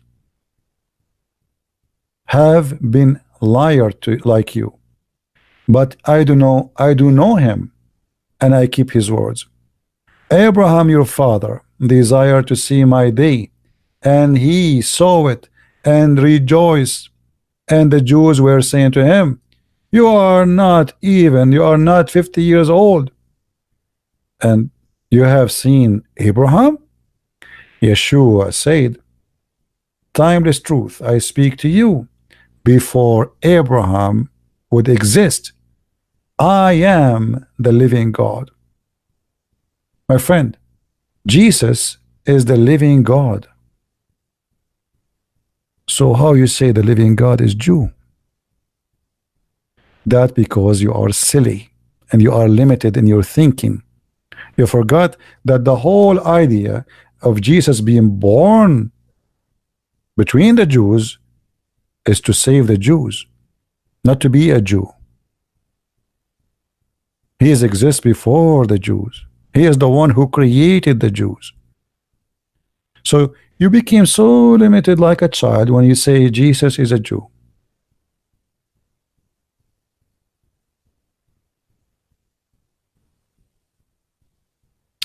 He is the Alpha, he is the Omega. But anyway, everybody, you know, he have his limitation, and I understand. I'm not going to change you. I do my best to help you. It's been said to you, Jesus said, but I say to you. Jesus, when he speak, when he say, it's been said to you, but I say to you, he was talking about what? Who is he? It's been said to you, but I say to you. Which authority he have? Authority of a prophet or authority of God? You know what I mean, guys?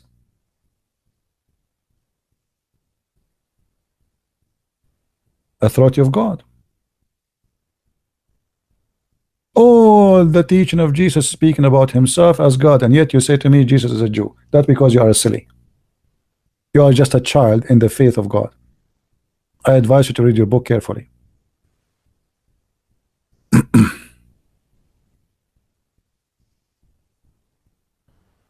All right. right.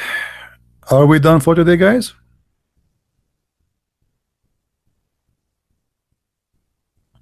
Are we good for today? Did we have a good time?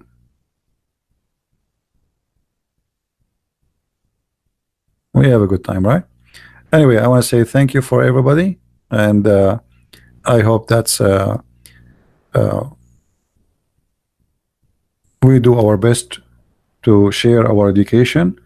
And for me, myself, I don't claim to be a person who knows everything. I'm just a student, and I will be learning until the last day of my life. And as I said, the one who think he knew everything, he is a fool. That is impossible. But to be a Christian is to understand what to be a Christian. I mean, it's silly to be a Christian, but yet you do not know who's a Christ. Christ is our God. He is not a Jew. He is the God of the Jews. Everything was created by him and for him. I mean to that. So when you read the Bible, I advise you not to read it like you are reading a story. And this is the problem, you know. Even when you read the Quran, people they read it like, okay, but nobody wanna go deep. Especially in the Bible, the words is so deep. Actually, one of the unique things about the Bible is I can read this chapter tomorrow, and still I will inspire something new by reading it, even though it is the same chapter written 2,000 years ago. Because this is the living word of God. It is inspiration, is talk to your heart, is not just talking to your brain. So in order to understand it, you have to live it. You have to be a person who bring a spirit of God with him, not only a silly reading which mean nothing.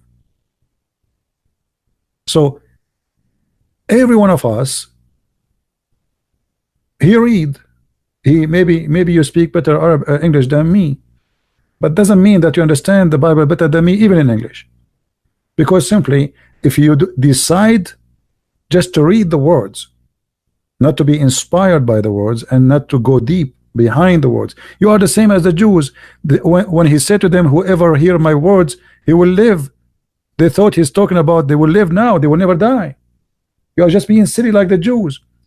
When the Jews, they said, when he said, Abraham, he saw my day, they are looking at the man, how this man, he is not even 50 years old, and yet he is saying that Abraham saw my day. Obviously they don't understand who is he.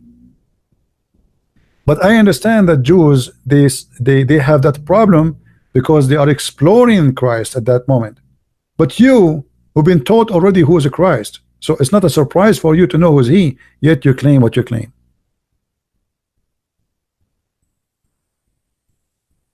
You know what I mean? How he can be named the Son of Man if he is the one? The Son of Man is a title, which means that he is in the flesh, as simple as that. The Son of Man is a translation from the Hebrew where it is the son of the flesh. Adam, by the way, the word Adam is not even a man. Even Eve was called Adam, right? Correct? In the beginning, the Old Testament, Adam and Eve were called Adam. So Adam is the human, not necessarily, but later it became the name of the man. But the son of the human, why? Because he is God in the flesh, but he is not a man, which means he is not, you know, he is a perfectly, in the same time he is man, but yet he is God, but he is not a man the same as all of us. So God in the flesh is the son of a man, which means the son of a human. But all of us, we knew that Jesus is a son of no human. So that is a title to describe the nature of the body, not the nature of God. So he's a perfect man and God in the same time. And this is why I say sometimes people, they are, you know, they say, okay, Jesus said the Son of Man, but the Christian believe that Jesus even born of no man. Mary is the Virgin Mary. So what man we are talking about? That is just the nature of the birth. All right. So in order to understand Christianity, I advise you, if you are confused about certain things, you know, search them, study them carefully, and you will find that it's not what you think they meant. Otherwise, you will be confused, the same as the Jews in the beginning, who they don't understand what Jesus is talking about. Whoever heard my words, he will live. He will not taste death. This is why they said to him, after he said that, are you greater than our father Abraham, who died, and the prophet who died? Which means, if the prophet died, how you say to us, if we listen to you, we will not die? That because they have a limited interpretation for the sentence. So you can be the same as the Jews, and many of us today is the same as those Jews. They decide to go blind, and they don't want to see what is behind the words. They think he's talking about death now, and okay, you listen to me, you will not die. But this is obviously not what Jesus meant. So either you use your mind and your brain and live the words, or you know, you decide to be a fool and you don't want to be understand anything. All right. Anyway, now the Bible can go deeper and deeper and deeper and study, but I believe that the beautiful thing about the Bible, I can be a farmer who hardly knows how to read and how to write, and yet I enjoy the wisdom and the glory of God. You see, this is a book for everybody, not like the Quran. You need to be a genius in Arabic, a person who have to speak many languages, because the Quran is stealing words from everywhere, and then you have to connect the dots, and then verses are scattered everywhere, and sometimes there's no meaning because Muhammad is trying to make Arabic music, and then you have to work hard to put them together. The Bible is a lot more simple, to the point. It is a book of wisdom, because God is not the author of confusion. So what make it a miracle, it is simple, to the point a person who is a farmer, he can listen to the gospel and he can enjoy it. A person who have a PhD, he can read and he can explore it and he can enjoy it. So both can be a believers, and each time you read it, sometime even you might find yourself in the story, if you are a person really trying to be living the story, not only reading the story. So the Bible speaks to you, and the Bible encourages you to live with the word, not just to read the words. And this is really what I like about the Bible. But sadly, my topic is about the cult of Islam, so we don't talk much about the teaching of Christ. Otherwise, there's no better joy than enjoying the wisdom here you see in front of you. Go and read any speech Christ he said, and you tell me, what do you see? It's so beautiful, it's so amazing.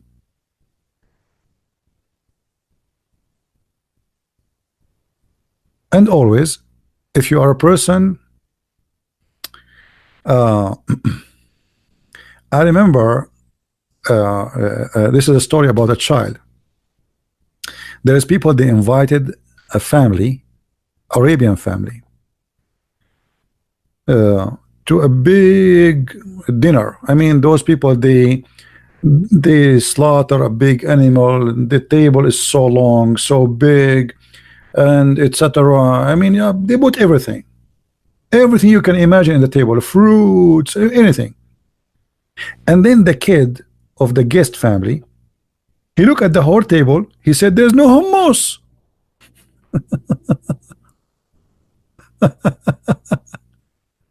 You know what I mean? So the kid, he is unhappy because there is no hummus.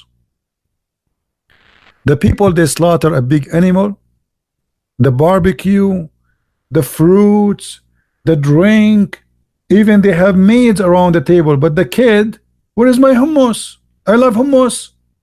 He's a kid. And sometimes we are like that kid. who only see in the whole table the hummus. That's because you are looking for the hummus. You know what I mean? So if you are a person looking for what is wrong because you don't like it anyway, I mean, I'm going to try to find something wrong there. It doesn't matter what you do to me. It doesn't matter how good it is. What is my hummus? No hummus, you did nothing. So are you getting my point, guys? Are you getting my point I'm trying to say to you? So if we are people looking for what is enjoyable, it's amazing there. If you are looking for the hummus, well, good for you. Anyway, guys, and don't take me wrong, I like hummus. So anyway, thank you very much, guys, for being here. And again, if you like to learn more about the cult of Islam, feel free to read my books, and you can search in Amazon. We have them in many languages: English, French, Dutch, Swedish, Spanish, and what else? And soon Portuguese, by the way. So you know, I hope that people, they will learn, and education is a gift from God, and it is the best thing a human being can enjoy. You know, you can enjoy food for 5 minutes, you can enjoy even sex for some time, but education live with you and grow with you, and will change your life, will change your nature, will change your thinking, it will change your habit, either for bad or good. So you better choose good education.